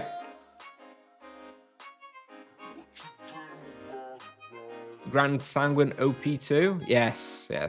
They have a better tree as well. Honestly, I was surprised to see Eldritch, Gilded Eldritch, see a higher price. Like, it seems like a weird retroactive buff. For like years, they've added these items which were like not stronger, right? There was like, it was a decorative item. It's almost like they retroactively then decided to add like some power to some skins, you know? They almost, not quite the same, but it's kind of strange that a weapon had like a skin, basically, that didn't provide any combat benefits, and now, 10 years later, I don't know how long it's been since they were added, right, the Eldritch weapons. It's been a few years at this point, right? And then they've added and made the skin more powerful. It's kind of strange. Like, I'm not sure what I think about it. Kind of strange to me, but whatever. Your night content elevated my gameplay. That's the least I could do to support. Thanks a lot. Cool, very cool to hear. Thank you very much again. Glad my content has helped. I do want to go back and revisit some EK content at some point. I was like, sometimes I get some comments on like 3-4-year-old videos from when I was just starting YouTube, and some of those videos that are not to the standard that I would expect of myself today. So I think maybe what the plan will be, day I finish all of the content for the monk, all of the content for the mages, what I may consider doing is like starting a new EK and almost like re-recording everything to like the level that I make my content, to the same level that I make today's content, because I think the content that I made 4 years ago is definitely considerably worse than what I make today overall. So maybe that is something that I will be doing, revisiting, a year from now or something, for example. We'll see. Yeah, if I do, yeah, I wouldn't even buy 115 skill. I think I would probably start one from scratch. Okay, we're doing one more pull. I would probably start one from scratch with like normal skills as well. Yeah, that's something that was always a bit of a complaint, that my EK had such high skills, and I kind of agree. Well, it is what it is. I did enjoy having high skills, so I would maybe start an EK on like a new server, or maybe have like 100 skill EK or something, but definitely nothing crazy, and just basically re-record everything from scratch that way. Have you filled in the survey? I didn't get invited to do the survey, unfortunately. Otherwise I would have. All right, let's finish off the pull here, and we're gonna leave. I have 30 seconds left on my claim, so let's just go here.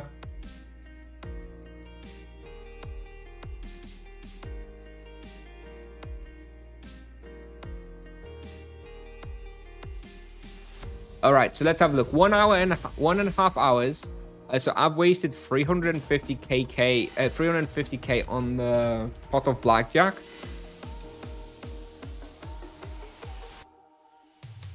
So otherwise, we'd be looking at about 2.1kk profit.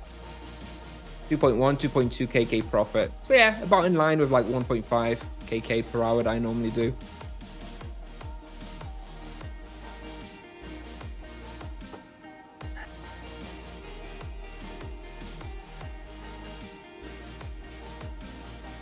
You wonder if we'll see more teams attempt backward goal with more essences because of it? Because of the Grand Sanguine?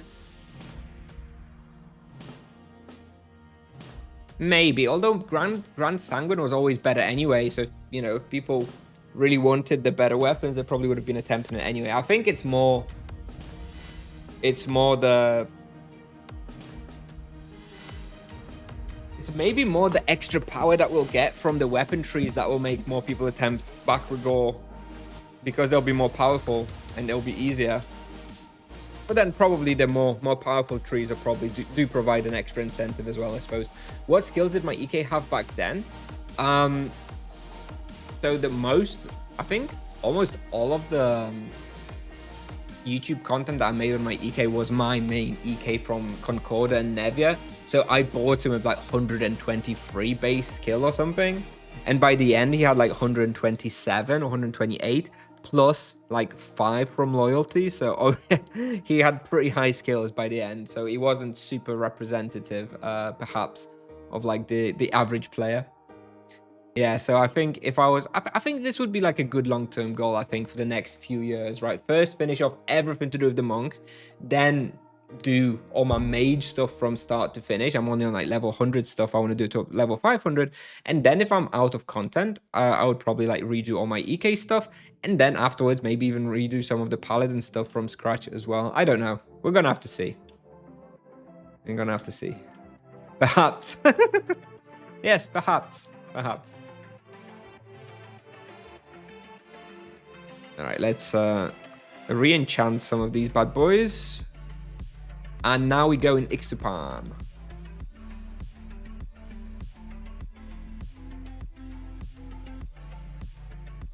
I don't think these videos are far worse from the new ones. There might be some difference of the XP. Yep.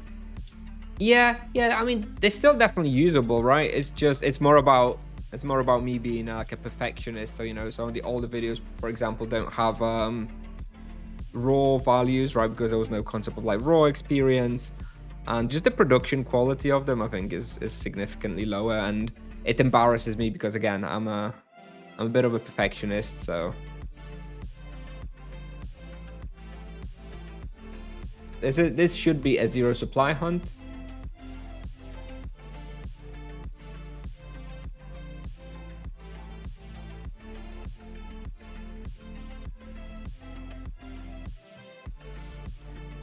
Let's re-roll this Falcon Knight now that we don't need it anymore. I was kind of... Oh, that's a good one. That is a good one. We'll definitely be using this one. Damn, them streamer clients, dude. Them streamer clients. What software do you use for showing your route? PowerPoint. Yeah, basically my guide videos, it's, you know, the initial section when I talk about stuff is just a PowerPoint presentation. And then it's just a recording of the hunt afterwards. Siema, Burakus. Congrats, Krieg. Congrats. What do you think the average level in Tibia is right now? Average and median are going to be quite different. The average is going to be elevated by all the, like, you know, 1k plus. I think the median level in Tibia is probably around like 400 to 500, somewhere like that. All right, let me just double check I have everything. I have potions, I have the equipment. Yeah, I think we're good. Oh, by the way, whoever was asking for the wheel, this is literally it. It's like greater gem. It's my greater gem with augmented sweep and takedown. And then I literally have 15 points in like the final plus HP plus mana perk. I'm gonna get 10 more levels in here to get tier 2 ascetic. And then I'm going to start filling out my HP gems again in these two little vessels. All right, 1 hour 24 left. Let's go burn down the stamina.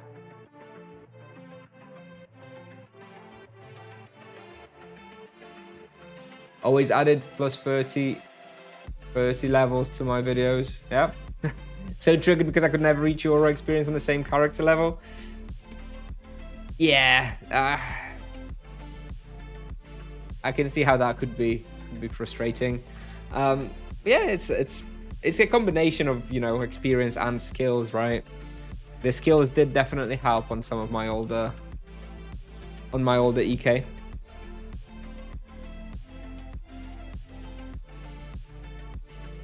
Which skill should you focus on, fist or magic level for offline training? For offline training, absolutely fist. Magic level for offline training is useless. The way it works, you basically do not ever want to... If you had magic level 30 and 200 fist, I would still say you should focus on the fist over magic level. It's totally inefficient to use magic to train magic level in offline training. I was more compared to your RP at 500 level range. Still better? Yeah, still better. Definitely still better. And much more profitable. And generally speaking, just better overall, yeah. Okay, I hope nobody's hunting my spot. This is where we're going. No, it looks okay.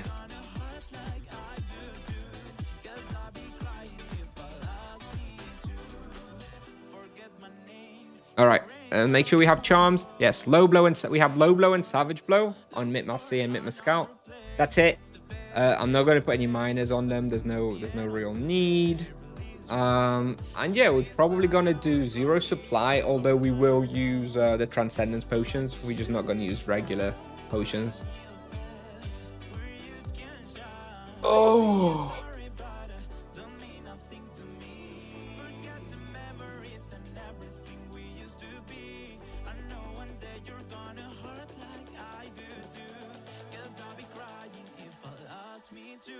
Right. I'm gonna do one box and then we'll buy the boost. Save a minute. Oh, hello. All right. I guess we reset the analyzer as well, right?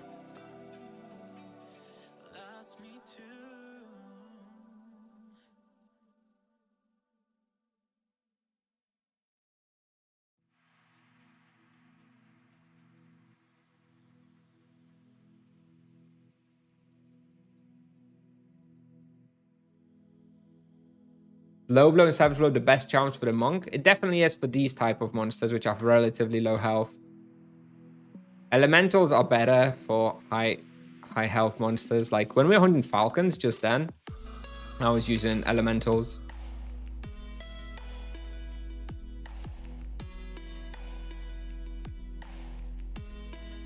But here I'm just like, someone just dashed next to you. Yeah, someone's doing the boss. That's fine. Yeah, usually people run through here sometimes when I'm hunting as well, but it's not as common or annoying as at Falcons. But just looking at my text, my phone real quickly, and I don't know, for those of you who are here at the start, I mentioned that the plan will be to stream on Thursday, Friday, Saturday. The plan has just changed according to my wife a little bit, and we'll do a stream tomorrow. But we won't do a stream on Thursday. So the plan of the rest of the week for streams is we'll do a stream tomorrow after work. So similar time to this, you know, like 4 p.m. European time until like 8 p.m., something like that. Then we'll have a 2-day break on Wednesday and Thursday. And we're going to do a stream on Friday and Saturday, which will also be pretty long, probably. I mean, it is double, so I'm probably going to be playing quite a lot. Yeah, that's the plan for the rest of the week anyways. You think 400 EK can hunt here? I think it's with proper best and slots, yeah, probably. But I think you would need like Spirit Fawn and probably still be kind of tricky. Those guys do a lot of damage. Like I came here on my EK, I think on a test server or something, and it was really, it was a real surprise how much damage those guys could put out. And would you say Monk is easier to learn and play than Paladin? No. That's one thing that the Paladin has got going for it. It's pretty damn easy and effortless to play. I think the Monk is definitely harder to optimize.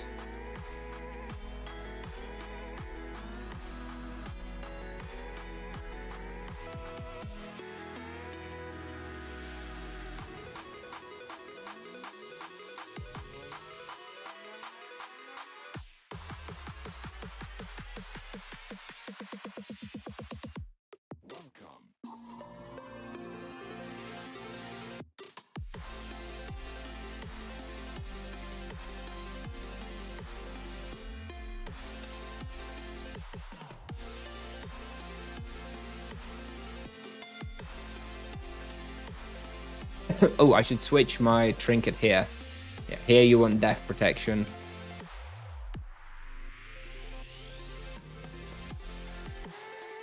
How does claimed work on your server? It's a Discord bot. So at 10 o'clock every morning, so server save time, you can claim. And it's like basically a race, right? Whoever claims faster through the bot. And you can claim up to 3 hours 15. Something like that. And then other than that, you can claim like spots which are not claimed by anybody else, right? So you've got like a pre-allocated time of 3 hours 15 minutes that you can claim in advance, for example, for like 7 to 10 p.m. But after you've used up your 3 hours, you can just claim right now if something is free and nobody's hunting it. But you can't claim like popular spots then, which are claimed by, you know, by a lot of people. Unless they're free for some reason and nobody's hunting there right now.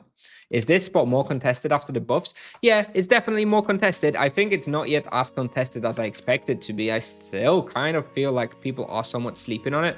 Or the problem is that, you know, the access is... It's not long or hard, but you do have to kill Mitmar Vanguard, which I think a lot of people are scared of because of the 6k energy explosion, which, you know, is an understandable fear. But I think this spot is still a lot better than its popularity would imply. Like, to me, this spot was very good before the buff, and now it's super good. And, you know, I've seen a few more people hunting here since the buff, but not as much as I would have expected, considering how good it is now. It's like currently this is probably like my go-to spot when I'm just like logging in, I have some time and I want to go EXP. I just come here because it is still almost always free. And, you know, the results are just excellent. So, and it's very easy as well, which is nice. You know, I don't need to worry about dying or anything like that. I can just come in here and chill, relax, do an easy 6kk roll. Easy 1.4kk profit. Nobody is ever here. The layout, I quite like the layout and the way you hunt here as well. Super easy once you get used to it. Like the ranged etc of the monk is super good for the Mitmar scouts and the layout of this spawn. So yeah, I think it's pretty damn good. And yeah, it is a little bit more contested. Like previously before the buffs, I basically never ever saw anybody here.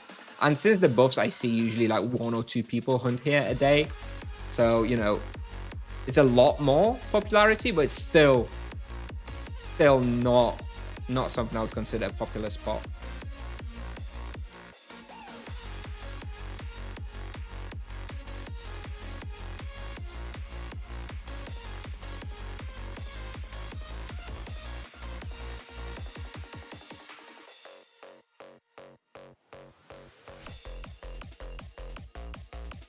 Yes, the energy UE of Mitmar is a tricky one, but you know, with the Shockwave Amulet, it's not so hard with the energy UE. So if you come here as like a 5-man team with like high levels on your server who are just like farming this boss, it's very easy.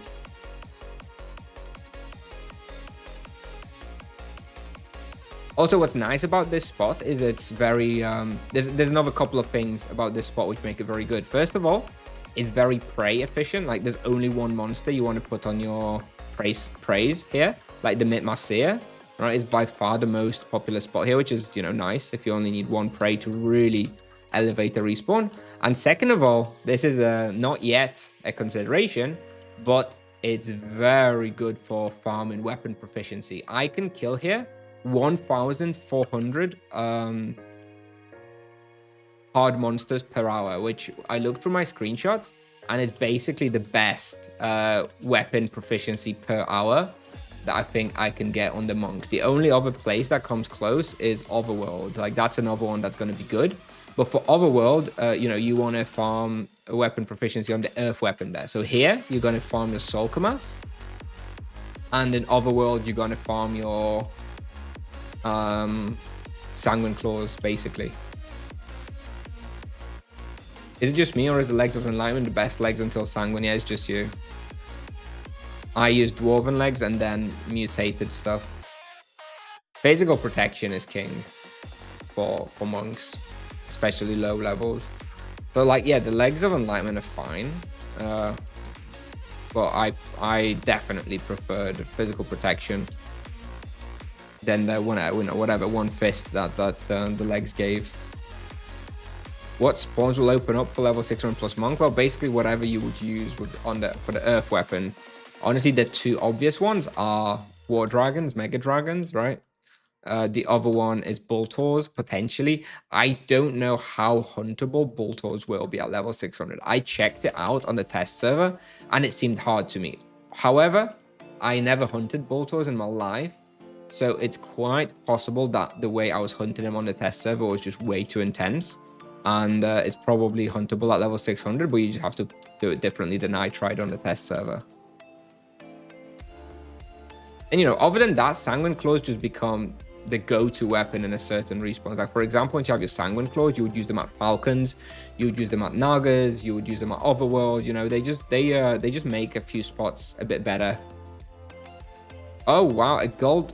Just saw that gold brocaded cloth, the Fist Imbue item, is now green. It's 9.9k, so it's no longer blue. Very sad. That's gonna lower the profit a little bit here.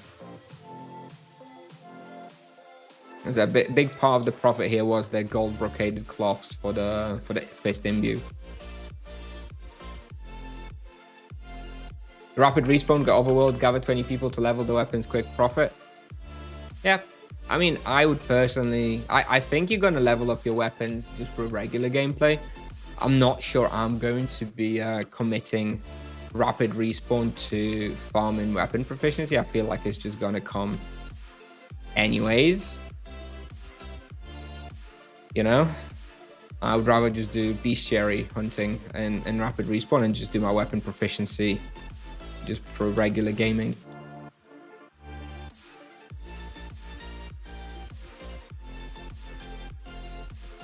Is it viable for a Paladin to hunt in this place? Yes, I think this place is pretty good for a Paladin. I really enjoyed my time here on the Paladin, and I have a guide this place from my Paladin, and I'm still quite surprised that people don't come here. I don't know what it is about this place that makes it a little bit unknown, and people still not really realizing that it's pretty damn good. I don't know. I think it's good. I think the problem is that it's just not top tier, right? It's not quite as good as like Nagas or Rashomon West or whatever, but it's like it's just below. And considering that nobody hunts here and how prey efficient it is and stuff and how profitable it is, I would really expect more people to hunt it, but you know, whatever. I guess if I keep talking about it and keep showcasing it, maybe that's going to help its popularity a little bit. In the meantime, I'll just continue hunting here all the time. What level range do you recommend? I think, level 527. We picked up another level, thirds today. Oh, and this reminds me I should do my boost, right? There we go. What level what level range I would recommend? I think I said 400 for Paladin here. I think that's probably right. For the monk, I think 300 plus. It's going to be pretty hard at 300, but it's doable. For the Paladin, probably 400 plus. Should be fine.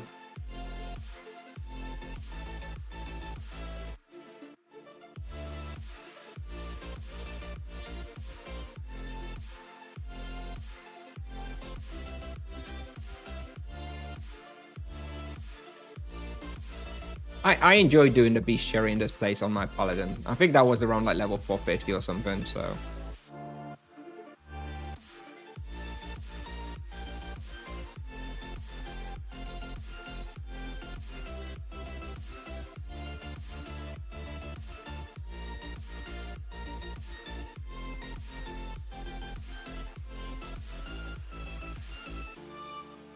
Completionist who wants to get all the masteries. We don't talk about people like that, chatter. No, no, no. That is not allowed or recommended. I don't see the point in that at all. I'm 550 still hunting catacombs since 400. Yeah, it's a good spot now, especially now with Fatal Hold, right? Additional Fatal Hold just made catacombs so damn good.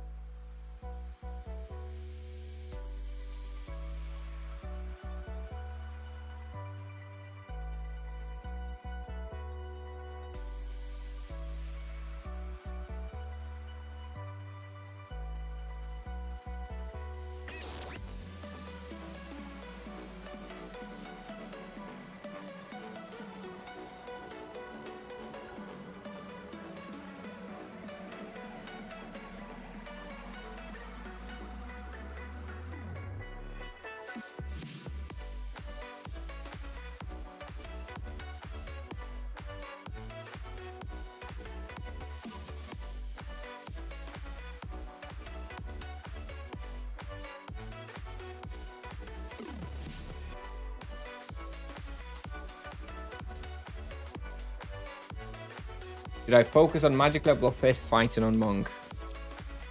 I get this question a lot. You know, I feel like I should make a little frequently asked question like Google Sheets or something with all the most common questions and answers to the monk and like share that publicly. I may do that at some point. Anyway, my answer to that is you need to focus a little bit on the magic level to start with when it's very efficient. I would probably get like, I usually aim for like, I don't know, maybe 40 magic level if you're a fairly serious player, something like around 40 magic level. And then after that, you just go fist for basically ever. Like I'm just going up to like 120 fist now, and I'm not really worrying. So fist definitely worth much more than magic level, but magic level's still good, so you do still want to invest in it a little bit. For me, that point is somewhere around 40 magic level, and then it's just going to progress itself. And you know, if you get a really high level, you have like 120, 130 fist or whatever, that's the point at which you may want to reconsider doing some magic level again. But you know, it's probably going to be a long time before you're at that point.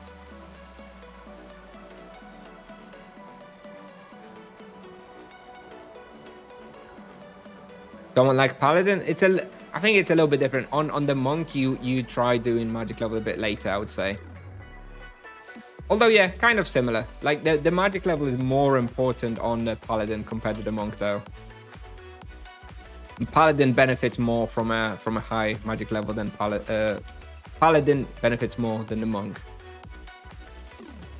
So don't go too crazy on the magic level on the monk. But still important, of course. Yeah, it's nice before magic level. It's honestly even 70 is a bit late. I only used runes myself between the levels of 30 and 50. By the time I hit level 50, I was already not using runes myself. So yeah, there's not that much damage benefit from the magic level, but obviously your healing, as well as the passive healing from the virtue, scales with magic level. So you do want to have some magic level to help you stay alive and such, of course.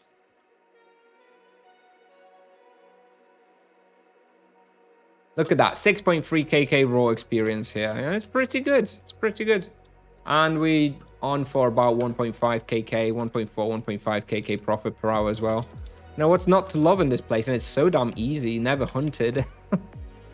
And if I roll like a Mitmarcia Prey, you know, I'm laughing here, getting loads of experience. So yeah, I'm a big fan. I'm a big fan of this place, I have to say.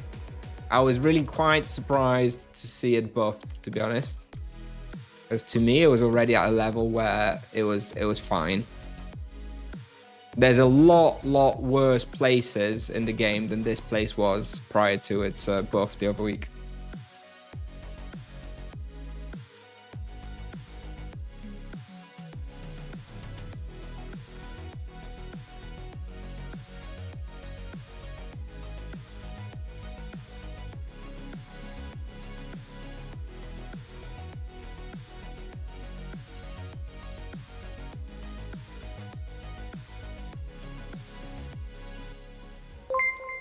Voodoo Mancer over Prime sub. Thank you very much, Voodoo Mancer. Appreciate it. Thank you. I got 35 magic level with equipment at 158, and I still hit above 120, which really surprised me.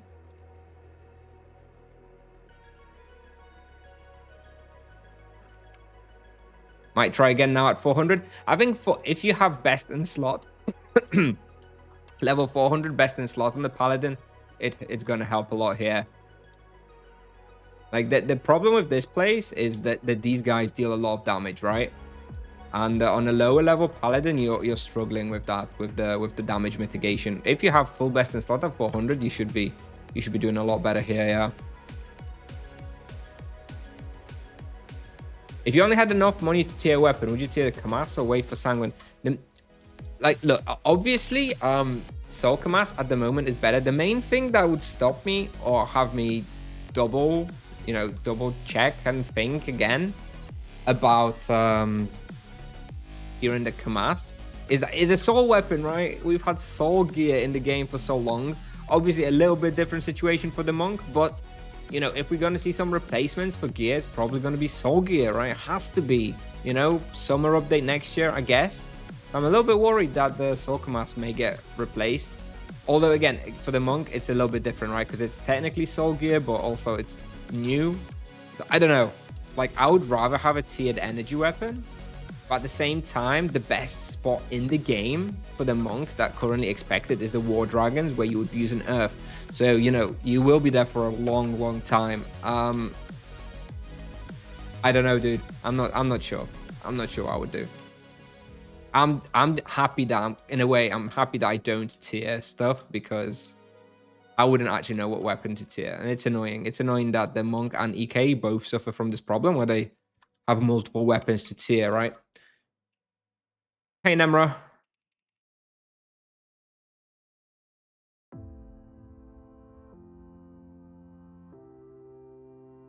Yep.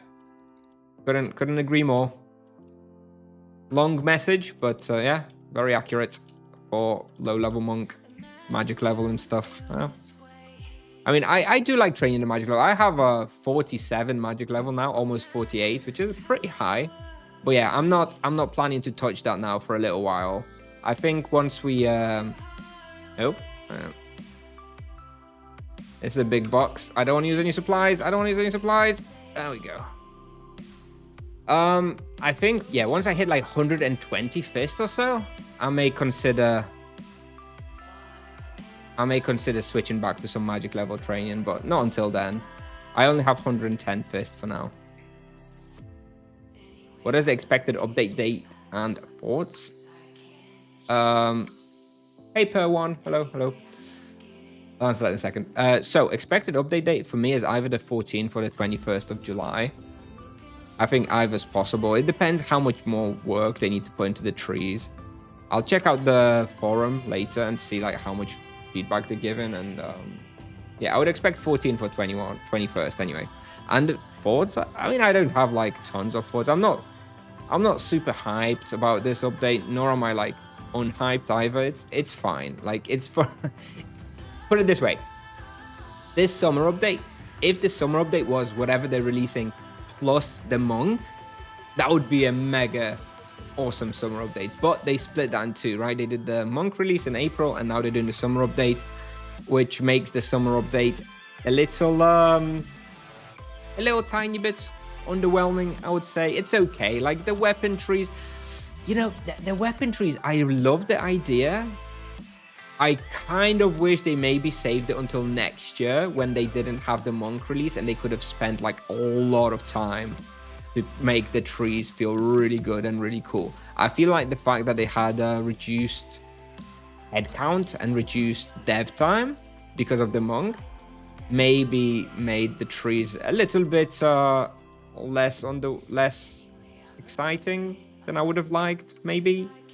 Or maybe it wouldn't have mattered. Maybe it would have been exactly the same. So kind of hard to say.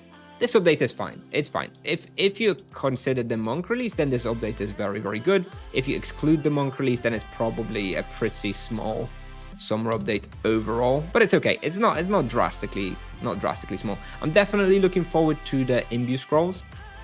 I definitely like the imbue scrolls. I really hate having to like remove your imbues or like, you know, them running out mid-hunt. Very annoying. So that is definitely going to be a nice little change. The weapon trees, you know, the problem with the weapon trees is the whole feature can kind of be summarized as everybody gets a 2 or 3% power boost, right?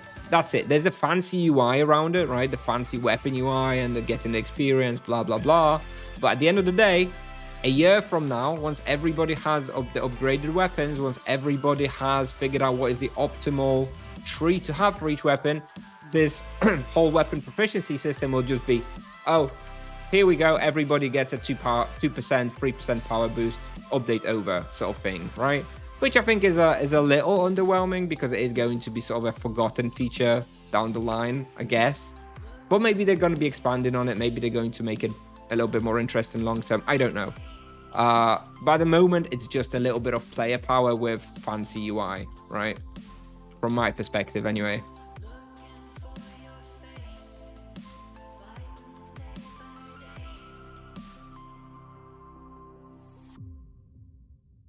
Dedicated to no supply hunts? Yes, I am actually. Whenever when I hunt here solo off stream, I will be using like transcendence potions and technically won't be 0 supply hunts because then I use like, you know, 3,000 gold per hour on the 6 transcendence potions. But when I'm streaming just for fun, because I know it triggers a lot of people and it's just funny, I do just go for the proper 0, you know.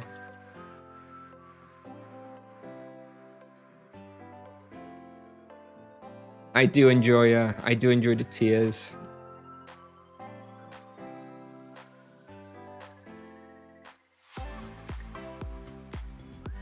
If there's gonna be more yeah, the problem is Burokus. So yeah, so that's the thing. I would love if the trees for the weapons were complex enough that, you know, they warranted changes between places. I think that what they've portrayed right now is not going to be like that.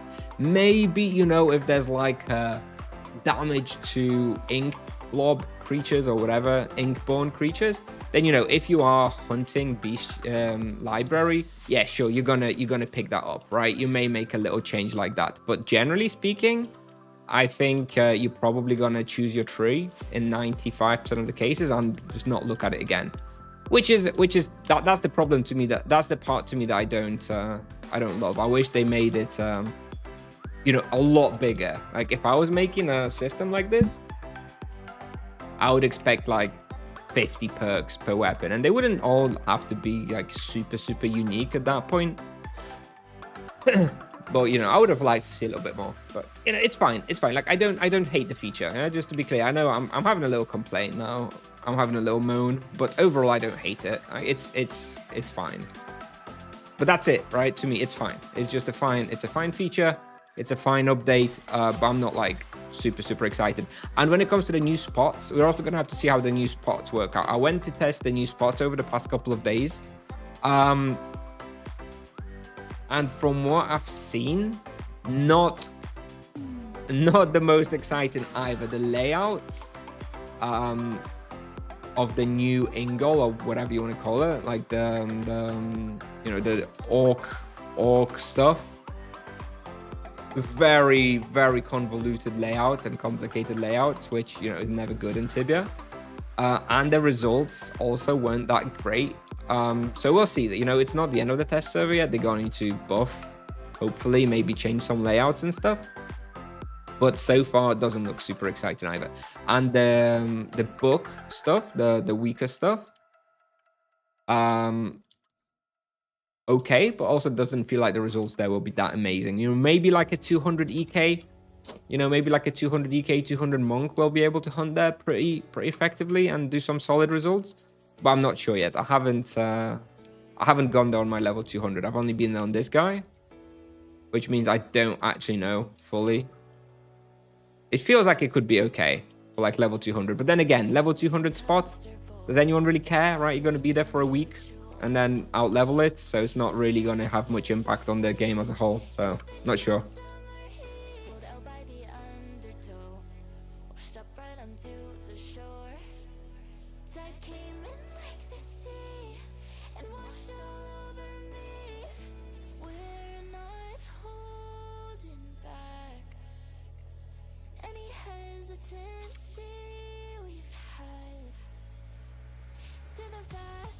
Yeah, I'm having a hard time finding out what to hunt as a level 200 monk. Grims and Yalha are super busy. Any other good spawns you would suggest? Yes, I definitely recommend you check out tibiapal.com/hunting. Very good website. From the top of my head, Draken Walls, Banuta -6, Banuta -8, Medusa Tower, Asura Mirror, not on 200. I don't think 200. I think it's too early. I mean, you can try, but I don't think so. I would wait until 250 for Asura Mirror. Were Hyenas also pretty good with the destruction weapon. So you've got some choices.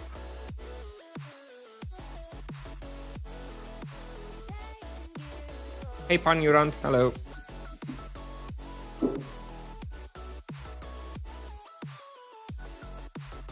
Do you like the new ink stuff visually?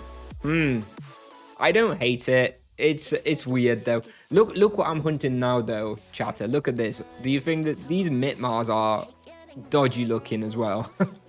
Tipsoft has actually been like, I don't know, they've been trying to be creative. I think they've done like this Mitmar stuff which looks ridiculous and not really in line with Tibia creatures.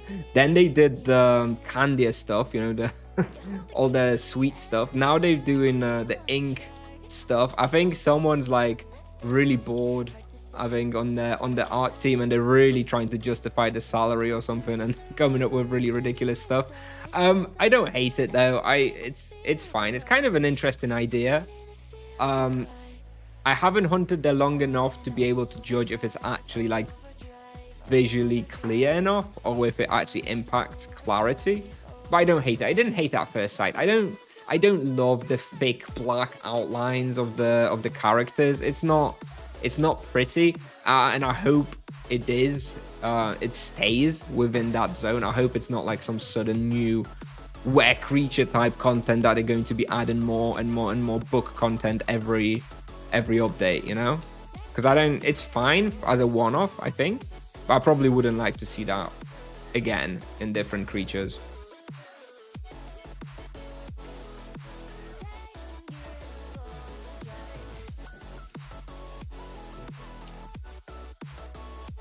They're trying to not keep up with the dystopian dark theme features.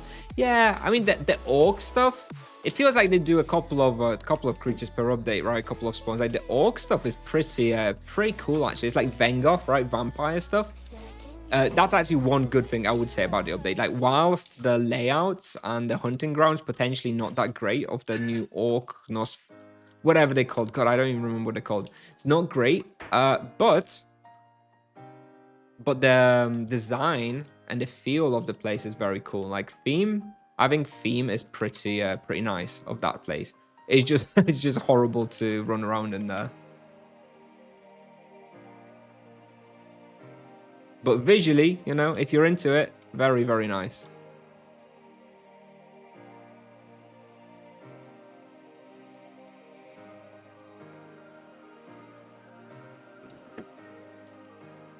Is it easy to do the access to the place you're hunting solo? It's easy to get the access to this place, but if you really want to hunt it effectively, you will need to use the teleporter at the end of the pull, which you only get once you've killed the final boss. And I wouldn't recommend doing the final boss solo unless you're like level 500 plus or something, because it's he does like a 6,000 energy explosion hit. You know, if you're really, really good at the game and you know what you're doing, you understand the mechanic perfectly, you can probably do it solo earlier. But generally, I would recommend you at least have a team for the final boss. You can do the rest easy solo, no problem. But the boss, if you're like level 300 or so, I would strongly recommend doing with a team.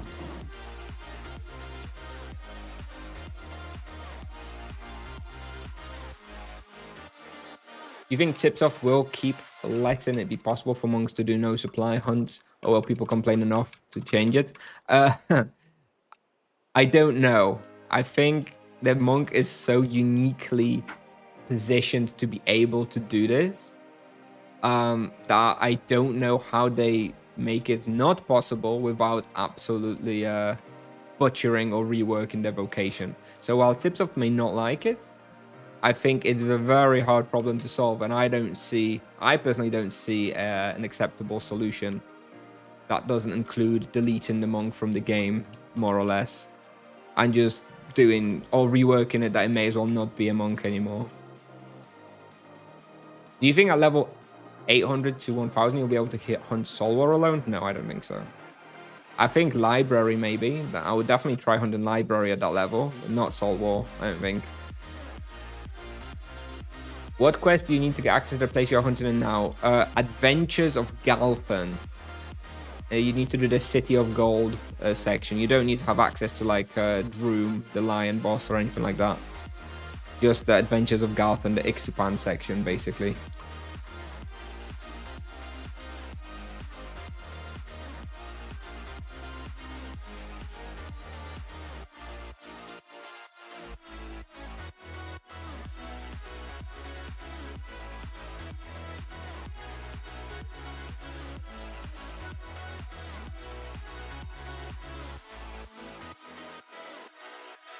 I think monks should have been a new guideline to what kind of power vocations should have for solo hunting. I would be okay with that. The problem is, you know, balancing the team hunting as well. But yes, if they could give this, if they could boost like the solo hunting power of every other vocation by like 10-15% to match the monk without totally breaking open the team hunting, then yeah, I would be okay with it. I do think it's a bit of power creep though, which, you know, in a game like Tibia, power creep is not great because of this like infinite grind, right? Power creep can very quickly make a lot of the game obsolete.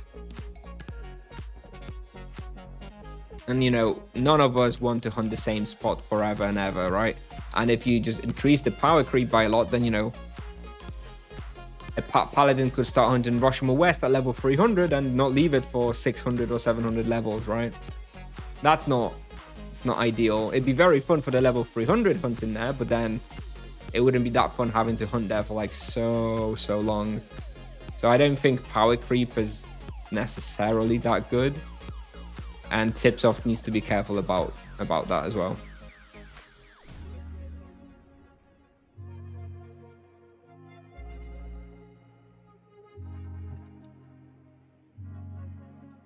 Serene state, yeah, they could do it in a serene state sort of situation. Yeah. Still think it's kind of tricky to implement it and make it like make sense, right? Unless Tipsoft literally comes out and it's like, okay, we buffing solo players and that's it, and we're implementing it via this state, and we're not like explaining it through any sort of meaningful explanation, right? Because for the monk, you know, they have this serene state which they kind of try and explain as, you know, them being stronger, whatever they said, right? But it's kind of hard to now add that retroactively to every other vocation and be like, yeah, it makes sense for them to be stronger solo, you know? I guess that's details, like technical details. They could figure that out if they wanted to. I'm sure they could come up with an excuse that makes sense from the perspective of the game. They could add some new quests that the vocations could do and then gain this serene state afterwards, something like that, I guess.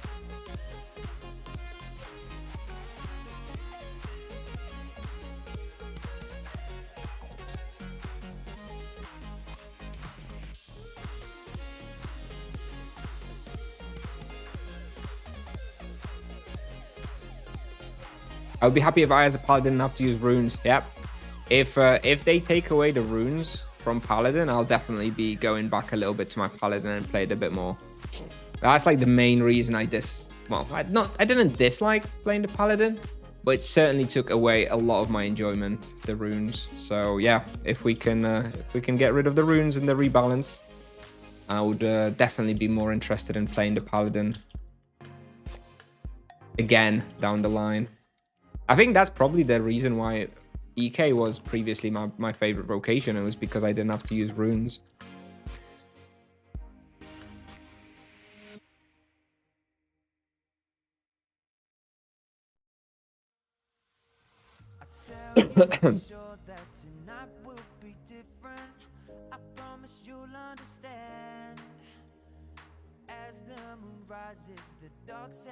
That would be my #1 request for the Paladin rebalance. Like, if they're gonna remove the charm proc, for example, then add a second spell that the Paladin could use. That would be pretty good, you know? Maybe a physical spell like Rain of Arrows or something, where you just do a bunch of physical damage in a big area, you know, targeted at your monster or something, instead of around you. So it's, again, not as similar to Mass San. Not that similar to Mass San, because, you know, they need to have a little bit of a different feel to it. Something like that, maybe. Would be cool. And then you just alternate those two spells with a 4-second cooldown. Do you live in Poland? Yes. Explain why runes is bad. I don't know. It's not so much that runes is bad, it's that using items is bad. Using items like runes blocks cooldowns for using anything else. Like, you can't use a potion when you use a rune, you can't cast you can't throw an auto attack, and it just breaks the rhythm. Whereas if you didn't have runes and you just had spells, you could just be basically mindlessly spamming the potion on the Paladin, which would be a lot smoother. You know, use this potion every second, kind of like you do on an EK or a monk, and just rotate your two spells. Like, the feel, just the quality of life and the feel would be much better, and you would be skipping way fewer diamond arrow turns. At least I would be. You know, someone like Mazarin probably doesn't skip a single arrow turn, even when using runes. But I was not quite as good on the Paladin, so sometimes inefficient rune usage did break my rhythm, and I'd like miss a potion or miss an auto attack, and it felt bad. I did not like it. So yeah.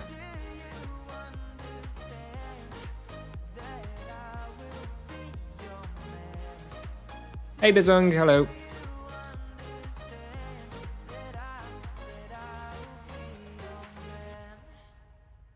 Holy beam or chain? You know, yeah, I don't think a second holy spell would make sense. And also a beam or chain also doesn't really make sense. Like, if they're gonna give a beam or a chain, is gonna go to the sorcerer in the rebalance. I think the monk, yeah, the Paladin may get a second spell, but it'll be an AoE spell closer to Mass Sand than a beam or a chain, I think. You know, if we even get anything, I would not expect it myself, but that would be nice.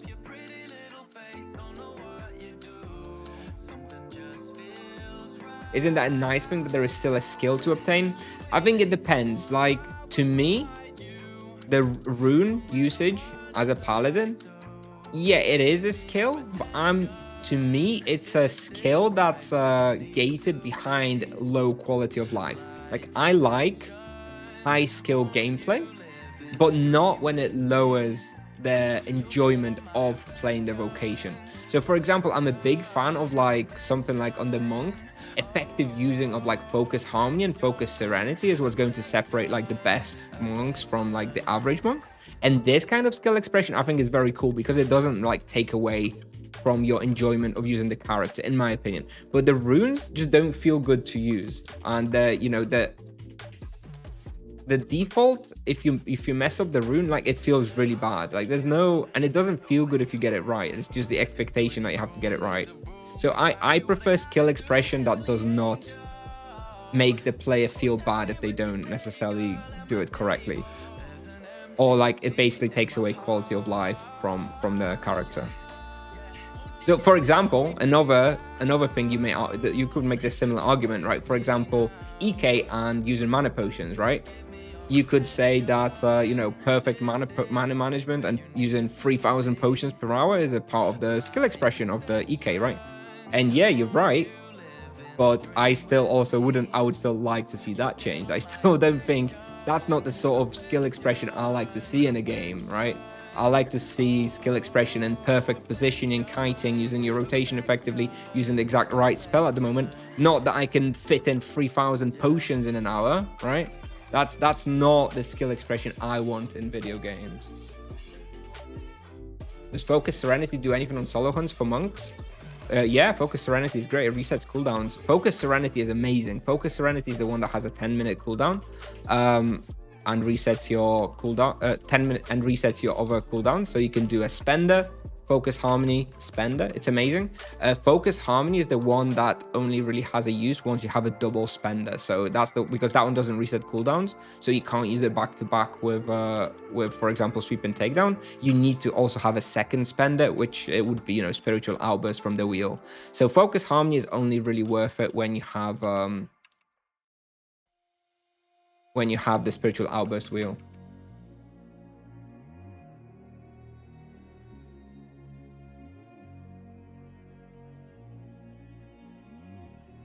Living the power fantasy of chugging mana potions all the time. Yes, exactly, right? It's not fun, right? But it is a skill expression, right? So arguably you remove that, you remove a bit of skill expression from the EK, right? Is that a bad thing? I don't think so. I think they should add ways of skill expression in different ways, right?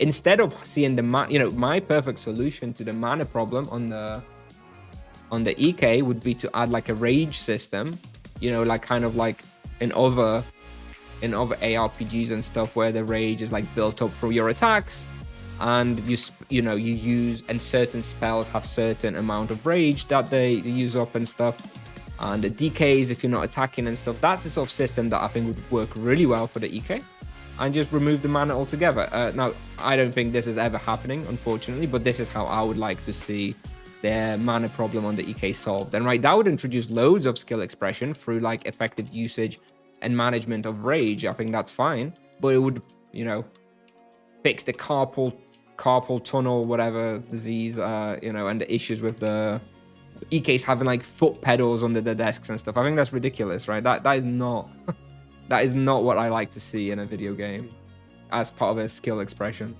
There you go, chatter. You're one step ahead of me. Exactly, the foot pedal. Yeah, it's ridiculous. Ridiculous.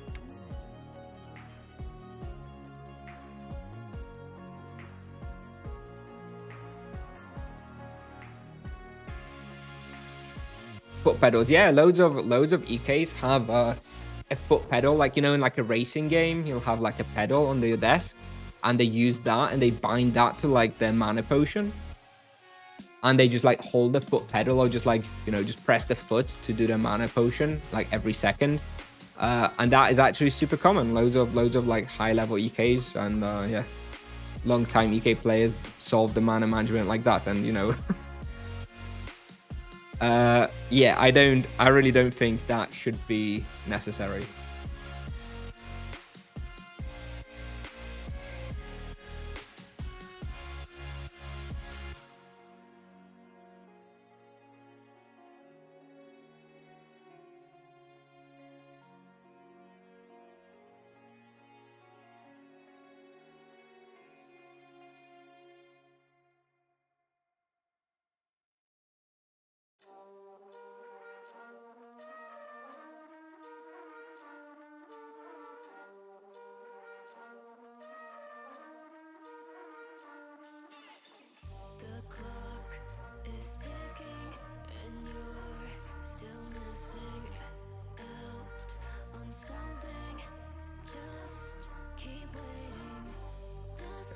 I'm back. I just talking to my wife for a second. Kind of agree with what you say, Kusnier, but how big portion of the player base want the highest skill cap to play their vocation? I think if the skill expression and skill cap is introduced in a way that's does not feel horrible to use, I think people generally like options to, you know, express the skill out of vocation. I don't think that's an unlikely thing. I don't think people like skill expression, which is just annoying, right? Ultimate healing runes on a sorcerer is just another thing that you don't that nobody likes to do, right? And that's part of the skill expression.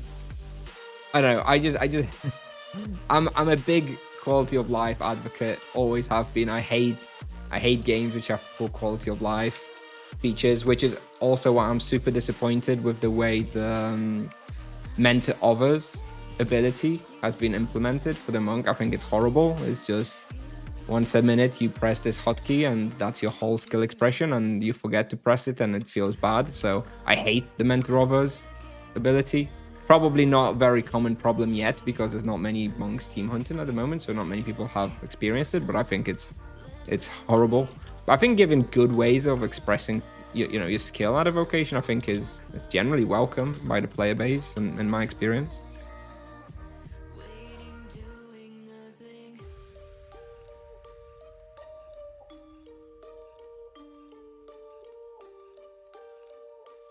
%10 more mana, expensive potions. Yeah, for the another solution for the EK would be to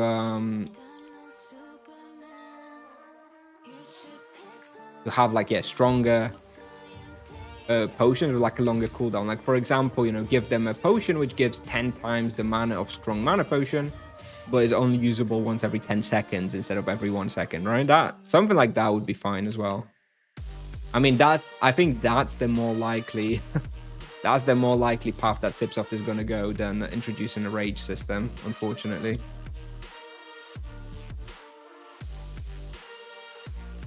And easy to implement, yeah, exactly. So that's the most likely thing, I'd say.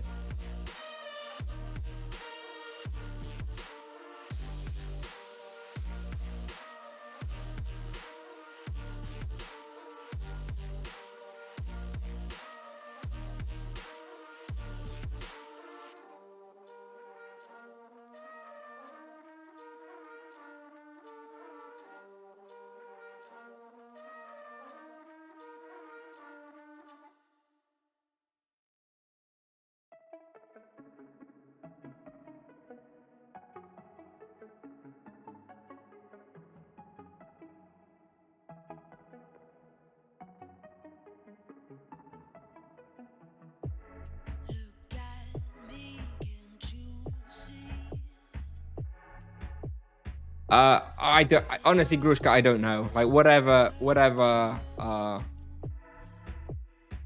just some sort of solution to the constant mana potion usage, right? Honestly, I had envisioned like a replacement system, so the EK wouldn't have mana at all. They would have rage, but I think it's probably it's probably been in the game for too long for that to be a possibility. Oh, God. 1 sec. My wife's phone is ringing. Let me just shout her.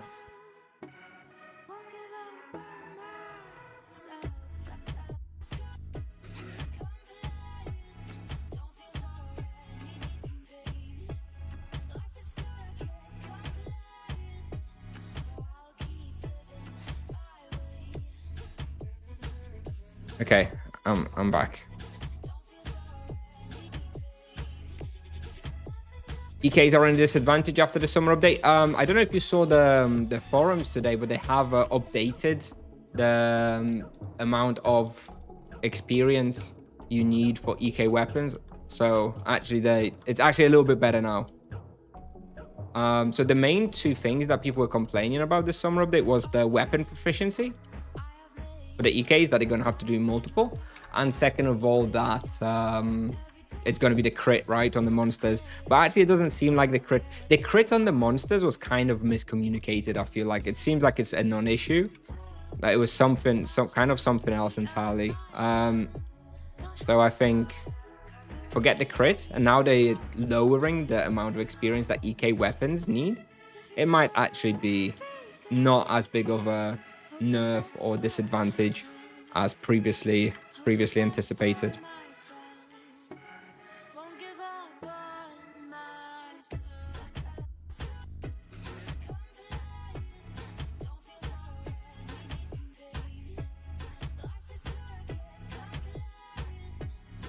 Okay, original Nisse, you are free to use that if that's what you like. I don't like it, and I would like it changed. I don't think they will change it, although I could see a change to the mana management of EK somehow. But anyway, you clearly must have missed the whole discussion about gating, player power, and skill expression behind quality of life stuff, which I was talking about. That being the problem, not given ability to differentiate skill. They should just differentiate skill in an actual skill-based way, not who can press the same hotkey 3,000 times an hour. If that's your idea of a skill expression, then we clearly just have a very different opinions, and we're not gonna agree on it.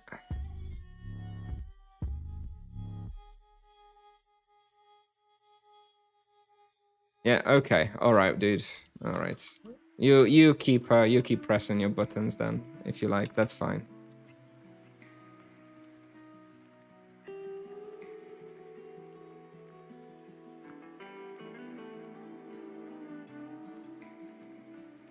I think they lowered the EK weapons by 33%. So instead of 30 millions like the other ones, they'll need 20 million. I still think it's probably the toughest one out of all of them. I feel like EKs will still need like 3 or 4 at least, right? So they'll need like 80 million total. The monk will need 2 really, so 60 million. And the other vocations will probably only want 1 each, right? So 30 million total. So the EK is still significantly disadvantaged when it comes to that, but at least it's not as bad as it was before, I think.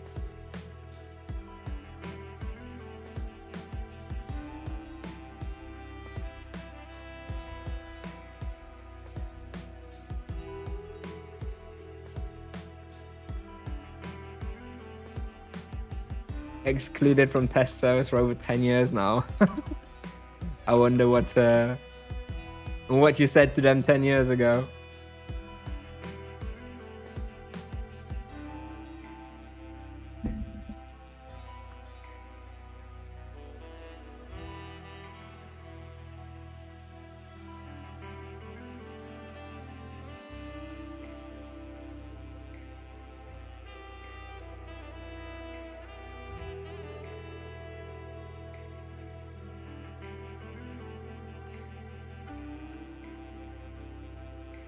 Give me 1 second. I'm just gonna actually go and run to the boss room for a minute. I'm gonna take a 2-minute break.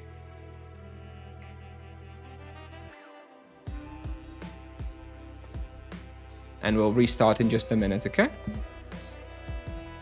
I think I should be safe here, as long as nobody runs in and tries to push me in. So, no stupid ideas, viewers, okay? I'll be back in 2 minutes.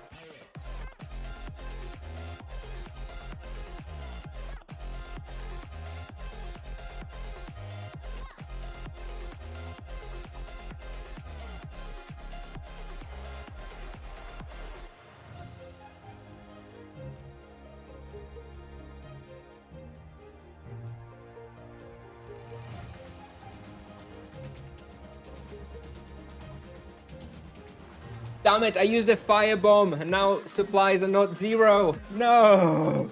No. Oh well. Never mind, huh? Never mind. Guess 0 supplies are no longer possible after all. Alright, let's get out. Thank you for not killing me, dear viewers.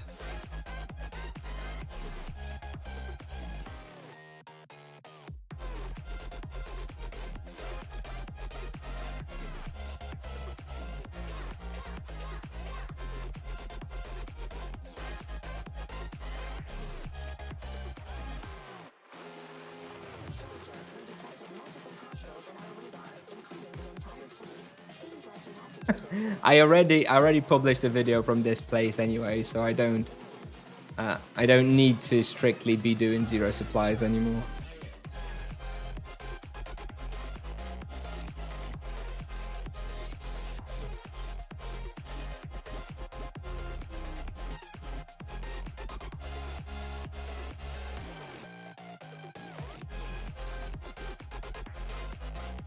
Street cred ruined. All right. Let's not get carried away. One firebomb does not ruin the 0 supply streak. Oh, come on.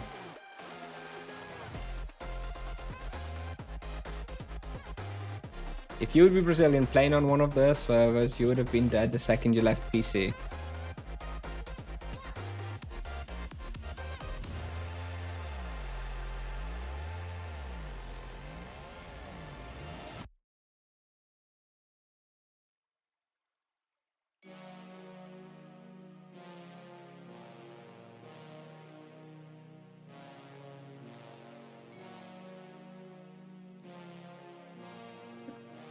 I don't know if anyone's following the messages this guy is sending me. Yes, paid chatter. This is like some guy that's blacklisted and constantly invading and being chased around respawns. They dominate KS me all day. Oh my god. Oh god, he doesn't know I'm streaming right now. Oh, it's just so awkward.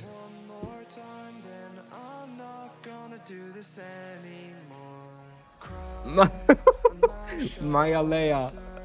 Oh, them rebels KSing this guy. Oh my god.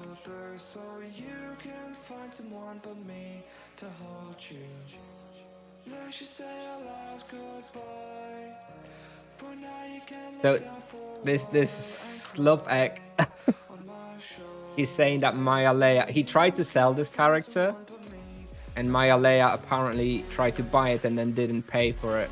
If you can do something to help me. Oh my god. Oh dear. Cute.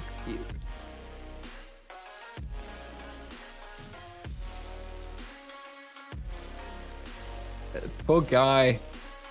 Except he was being an ass. All right, you know what? Let me reply to him. By the way, I just leveled up 5 to 8. I'll actually reply to him.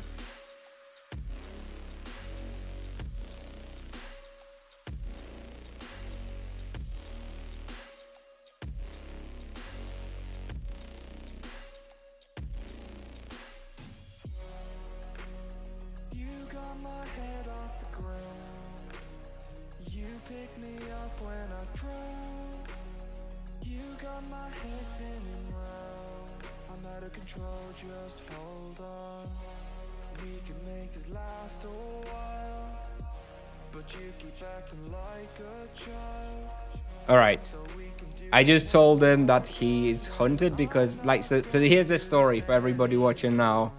There's this guy on server Nevia who bought the character and was just was like, I don't care about a Discord booking system. I'm not going to follow it, whatever, you know, as people do on these servers that have these Discord bots. They're like, nah, I'm not going to use a third-party tool to play Tibia, whatever. And they, they're all like, nah, fuck these systems, blah, blah, blah, blah, blah, blah, whatever. Lots of people like that. If any of you play on server with Discord booking, I'm sure you've heard of many of these people.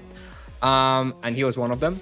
And of course, he ended up getting hunted. And, wherever he hunts, wherever he goes, all the time someone's chasing him, and now he's upset and he's crying because he can't he can't play. So yeah, I basically just told him that he's hunted because of that, and if he apologizes to the rebels leaders and agrees to use the Discord booking system, I'm sure it can be ironed out. I'm just gonna be, you know, I'm gonna be try and stay away from the drama as much as possible. I don't know if an apology at this point would be sufficient and an acceptance of the rules, maybe, but from what I've seen, he was a pretty bad case of bad behavior when it comes to the server rules. So I don't know if it's not too late for him, but you know, not my problem. I don't want to deal with it. I don't want to be a guild leader. I don't want to be part of a dominating guild because I don't want to have to deal with crap like this. I just want to play, not get involved.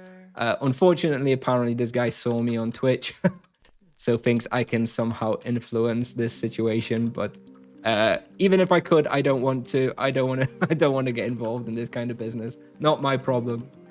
Not my problem. What do you think about Bolter Hunt after 600? Is there any potential? Yes, I'll be checking it out for sure. I tried it on the test server, on the 800, on the Monk test server, and I thought it was really hard. But the caveat to that is that I never hunted Bolters in my life, so I ran in there with a level 800, and I just went like super aggressive, and I had like 40 Bolters chasing me, and that was too many. I think that perhaps if I, you know, go down a 600 and I hunt there in a more normal way, you know, 10 at a time or something, I think it should be pretty good and doable. So yeah, we'll be trying to do that at some point.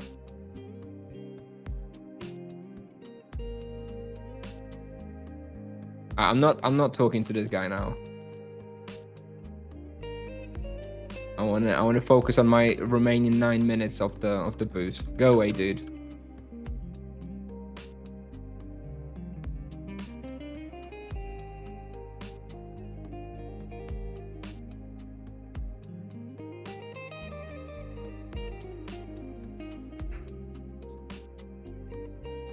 Not my problem solves everything. Thank you. Indeed, that is my life's mission. I found the older I get that if something's not my problem, I don't get involved, you know? When I was younger and I don't know, I used to get involved in like more dramas and try and help and try and explain to people why they're wrong, blah blah, or try and resolve situations. Nah, no more, dude. I don't want to get involved in this. I've been in too many like weird guild Tibia dramas and stuff. At this point, I'm like, if I don't need to get involved, I don't want to just you know, let others deal with it. If someone asks me for my opinion, you know, like guild leaders and stuff, I'll share it. But I don't want to get involved in disagreements and stuff like that. It's pointless.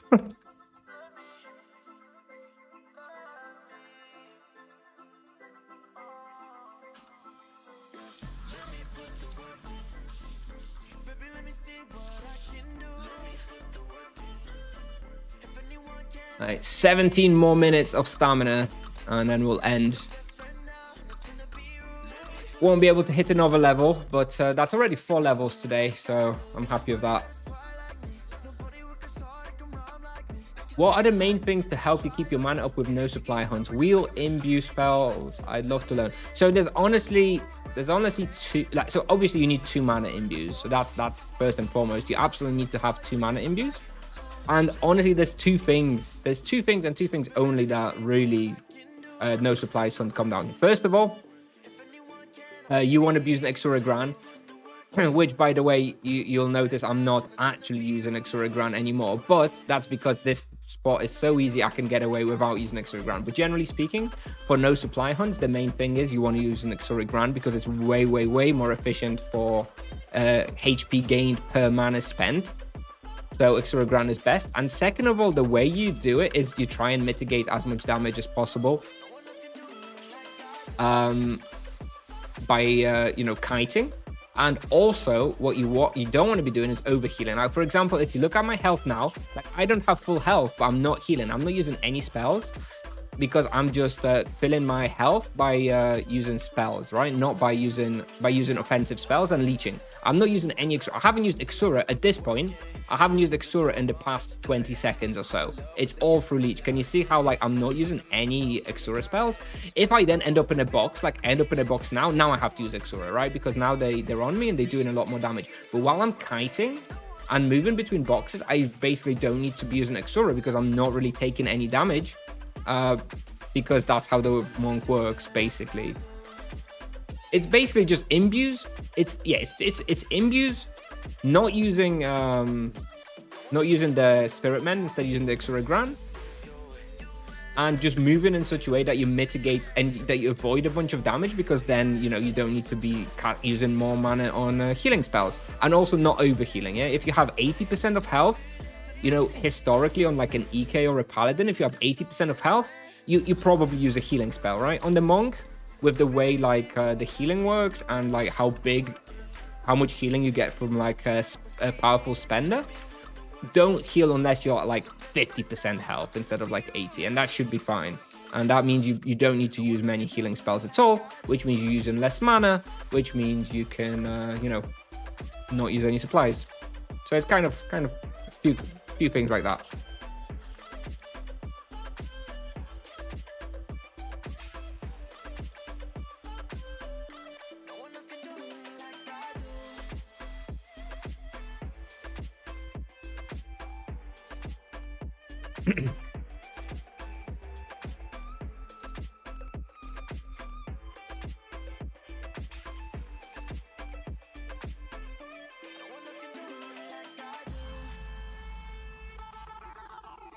I think it's more of a mana leech than life leech, actually, Chatter.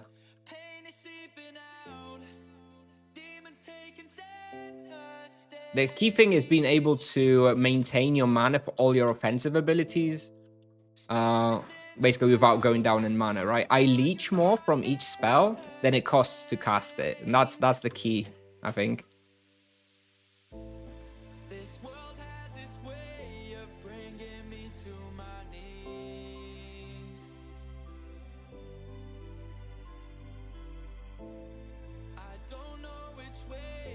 How do you think Monk should be nerfed? Very presumptuous of you. First of all, to assume that I think he should be nerfed. I think the Monk needs some late game buffs before we start talking about any nerfs.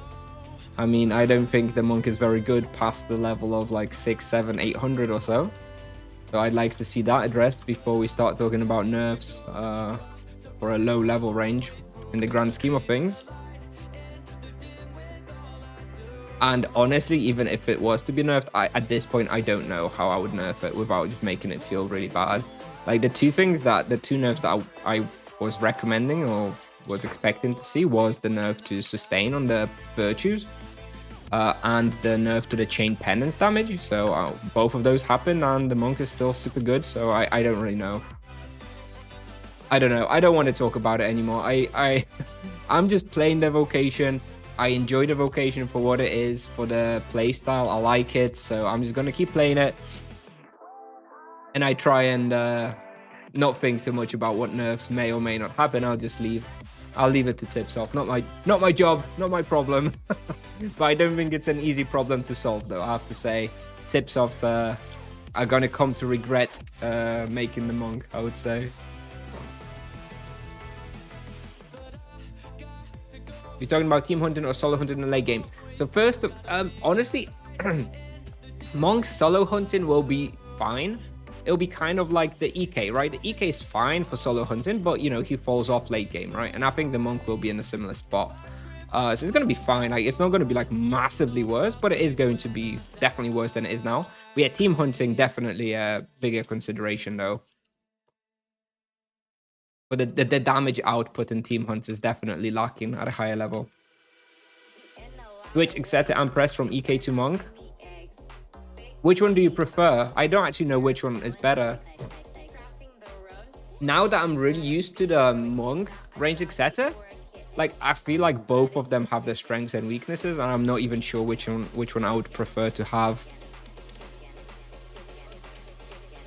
In a spawn like this, in Mid-Mars, I prefer the Monk's ranged etc. for sure. In a spawn like, I don't know, Nagas, not sure. I think they're both pretty similar power-wise.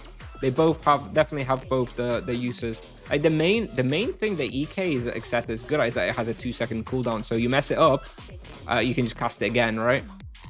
Is it 2 seconds or even 1 second? Either way, it's short. Whereas, you know, if you mess up the one on the Monk, you have to wait 8 seconds till you can recast it, which is a bit annoying. But it's so massive, you shouldn't really mess it up very often. Single target spenders aren't worth it, I would assume. Not for solo hunting, no. I'll use it occasionally, like if it so happens that the very final monster in the box that's left, I have a full harmony charges for it, then I'll slap it with a single target spell. But it's not, no, generally speaking, not worth it, no.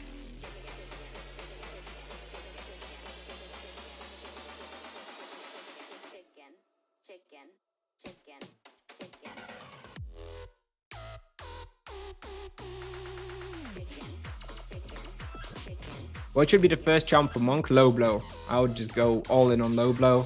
It's only going to be getting better with the update, with the extra sources of crit damage. So, you know, it's expensive, but it's very, very good. I think it's worth saving for it. I think maybe what you might consider on a low level is just unlock like, I don't know, freeze and then maybe zap or something. But then as soon as you reach 2,000 points total, to reset your charms and actually get low blow. That would be my recommendation, I think.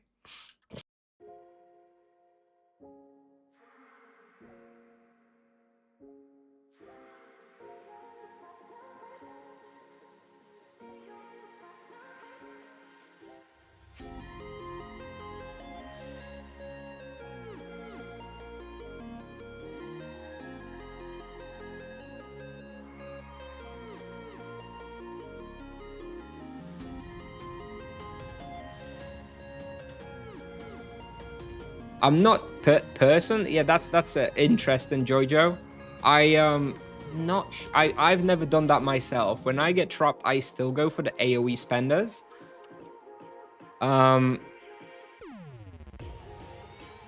Because I don't have an absolute certainty that, you know, the thing is, the AoE spender is going to give you a lot more leech, right? If, say, you get trapped at, like, Falcons, right, and you have, like, 12, 15, 20 Falcons around you, if you use the single target spender versus the AoE, you know, sweep and takedown, you will leech a lot more with the AoE one, right? Because you're going to hit a lot more stuff.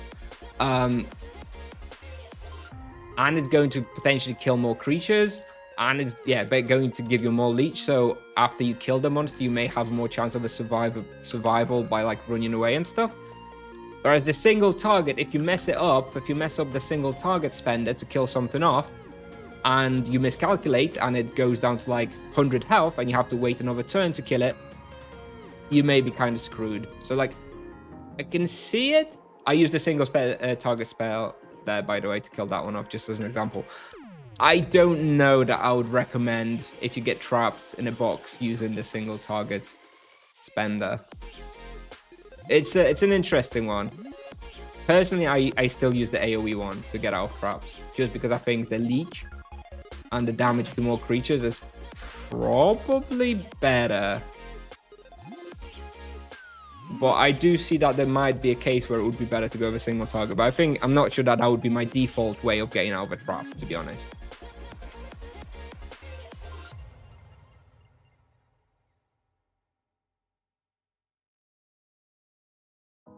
No, Jojo, it's not quite like that.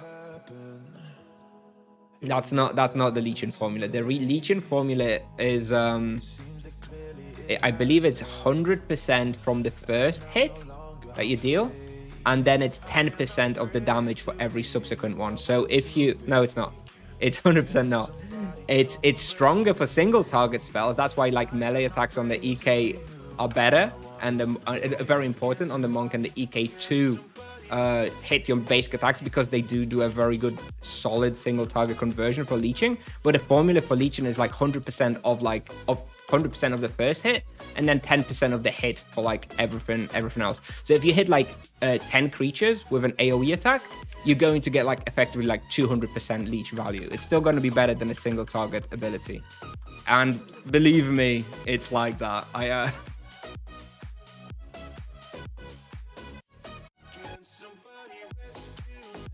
There you go. Thank you, Selvek. Exactly. Just like that. Yeah. So yeah, single target abilities and basic attacks, very, very, very efficient for... I just accidentally used the potion, never mind. Very, very efficient for leeching because exactly they just get 100% of their damage to leech, while in AoE you get like 100% of only one creature and then on 10% from each. But if you're doing a big spender, then, you know, even though you may get more from the single target spender from the 100%, but if you hit in 15 monsters with your AoE spender, then you're still getting like 250% value of the leech, which is still going to be more than the 100% of like a potentially a slightly more powerful single target spell. Anyway, yeah.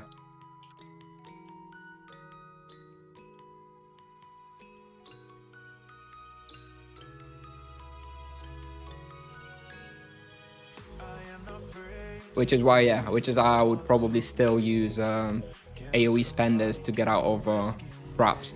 And also, you know what, to be super honest, I don't think that the damage of like a 5-charge sweep and takedown versus like a whatever the spender is, the devastating knockout, it's yeah, devastating knockout, I don't think the damage is that different, to be honest. Like maybe devastating knockout does a little bit more, but it doesn't do much more. I'm not even sure that it would necessarily clear you out of the box all that much faster.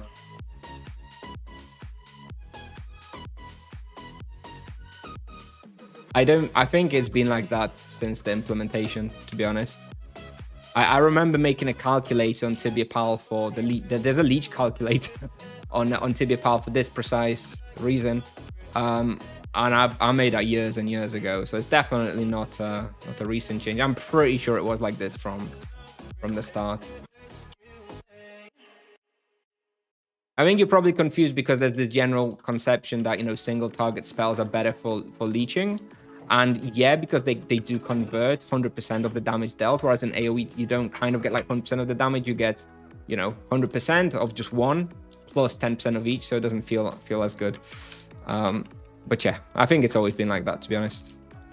2 more minutes. I think 2 more minutes of green stamina. I think we're just going to go finish this lap and we're going to go. I feel like I've been streaming for a little while. Burned full stamina. I'm kind of tired. So yeah, let's just finish off the lap.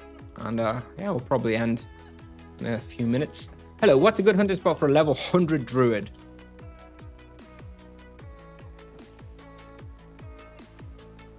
I'm running out of ideas. I recommend Tibia Pal. Can somebody do the hunt command for Tibia Pal? I think for a level 100 druid, that would be good for you. There's lots of suggestions you can get from there. I think I filled out that range pretty comprehensively.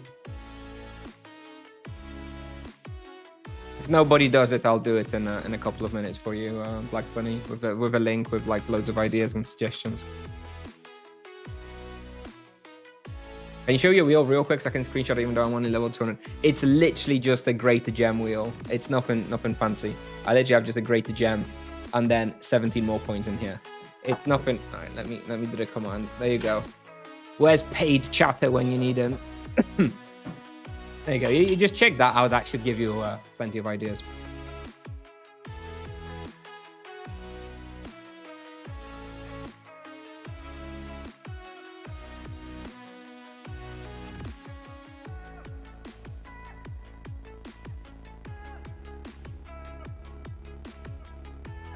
I think Jojo, maybe what you're thinking of is when they were talking about Zesta's raiding with 6. Thank you very much, Zesta39.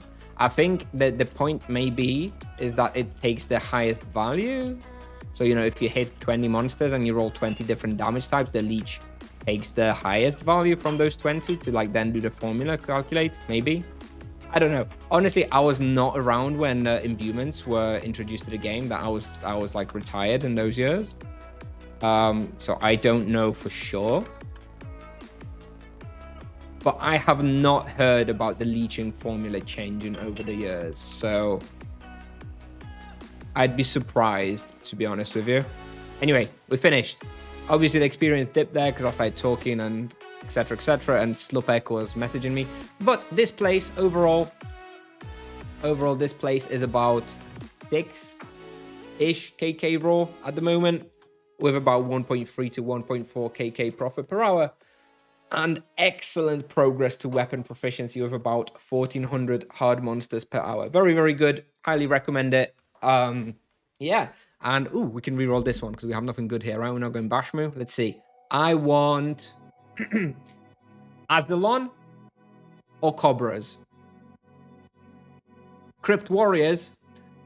I'm getting pretty damn lucky with my my free prey rerolls today. Look at this. I rolled Cobra Vizier this morning. Then, as you also, I rolled Falcon Knight. Now into Brood Ride and Ferniarch. And here we have Crypt Warriors. So we'll be hunting some of this soon. Is Slupek my friend? No, he saw me on Twitch and he's asking me to resolve the situation for him with Rebels. So, yeah, I'm an unwilling participant in the drama with Slupek. Hey, I'm a returning player after like 15 years. Is there something like reserve and spawn? Some guy was at Worms. I was killing a few on the side and he said to me, you have to reserve the spawn and link me to some shady top link on Nevia. That's legit. That's legit. Let me just send you the link. Here is the link. If he sends you this link, that is a legit link, Yoka. So yes, on Nevia, the way it currently works is you have a Discord booking system. So you join the Discord server for the Nevia, which I can also send you a link for. Hang on, let me see if I have it somewhere. I think this should still work, maybe. And you join the server, and if you want to hunt somewhere, you just do a command in the Discord like /claim. You claim the respawn, and it's yours, and nobody is supposed to invade it. And yes, if you want to play on Nevia, then you should look into this system because it is part of the server, and if you don't join it, don't respect it, you will end up running into issues with the server. So yeah, I recommend you do check it out. It's a great system. I know it might sound like a lot for a casual player and not something you want to participate in, but I can tell you that it's really simple and really, really excellent, and makes the game much more enjoyable for everybody on the server. You know, being able to cooperate like that and have like this booking system. I'm a big fan. I wasn't sold on it when they first announced it, but I tried it. Really, really like it. So I do recommend you spend the 5-10 minutes to read about it a bit. And yeah, it's very, very good. It's honestly very, very good system. And you know, we're not all 12 years old anymore. We don't have that much time. We do have, you know, set times that we can play and stuff.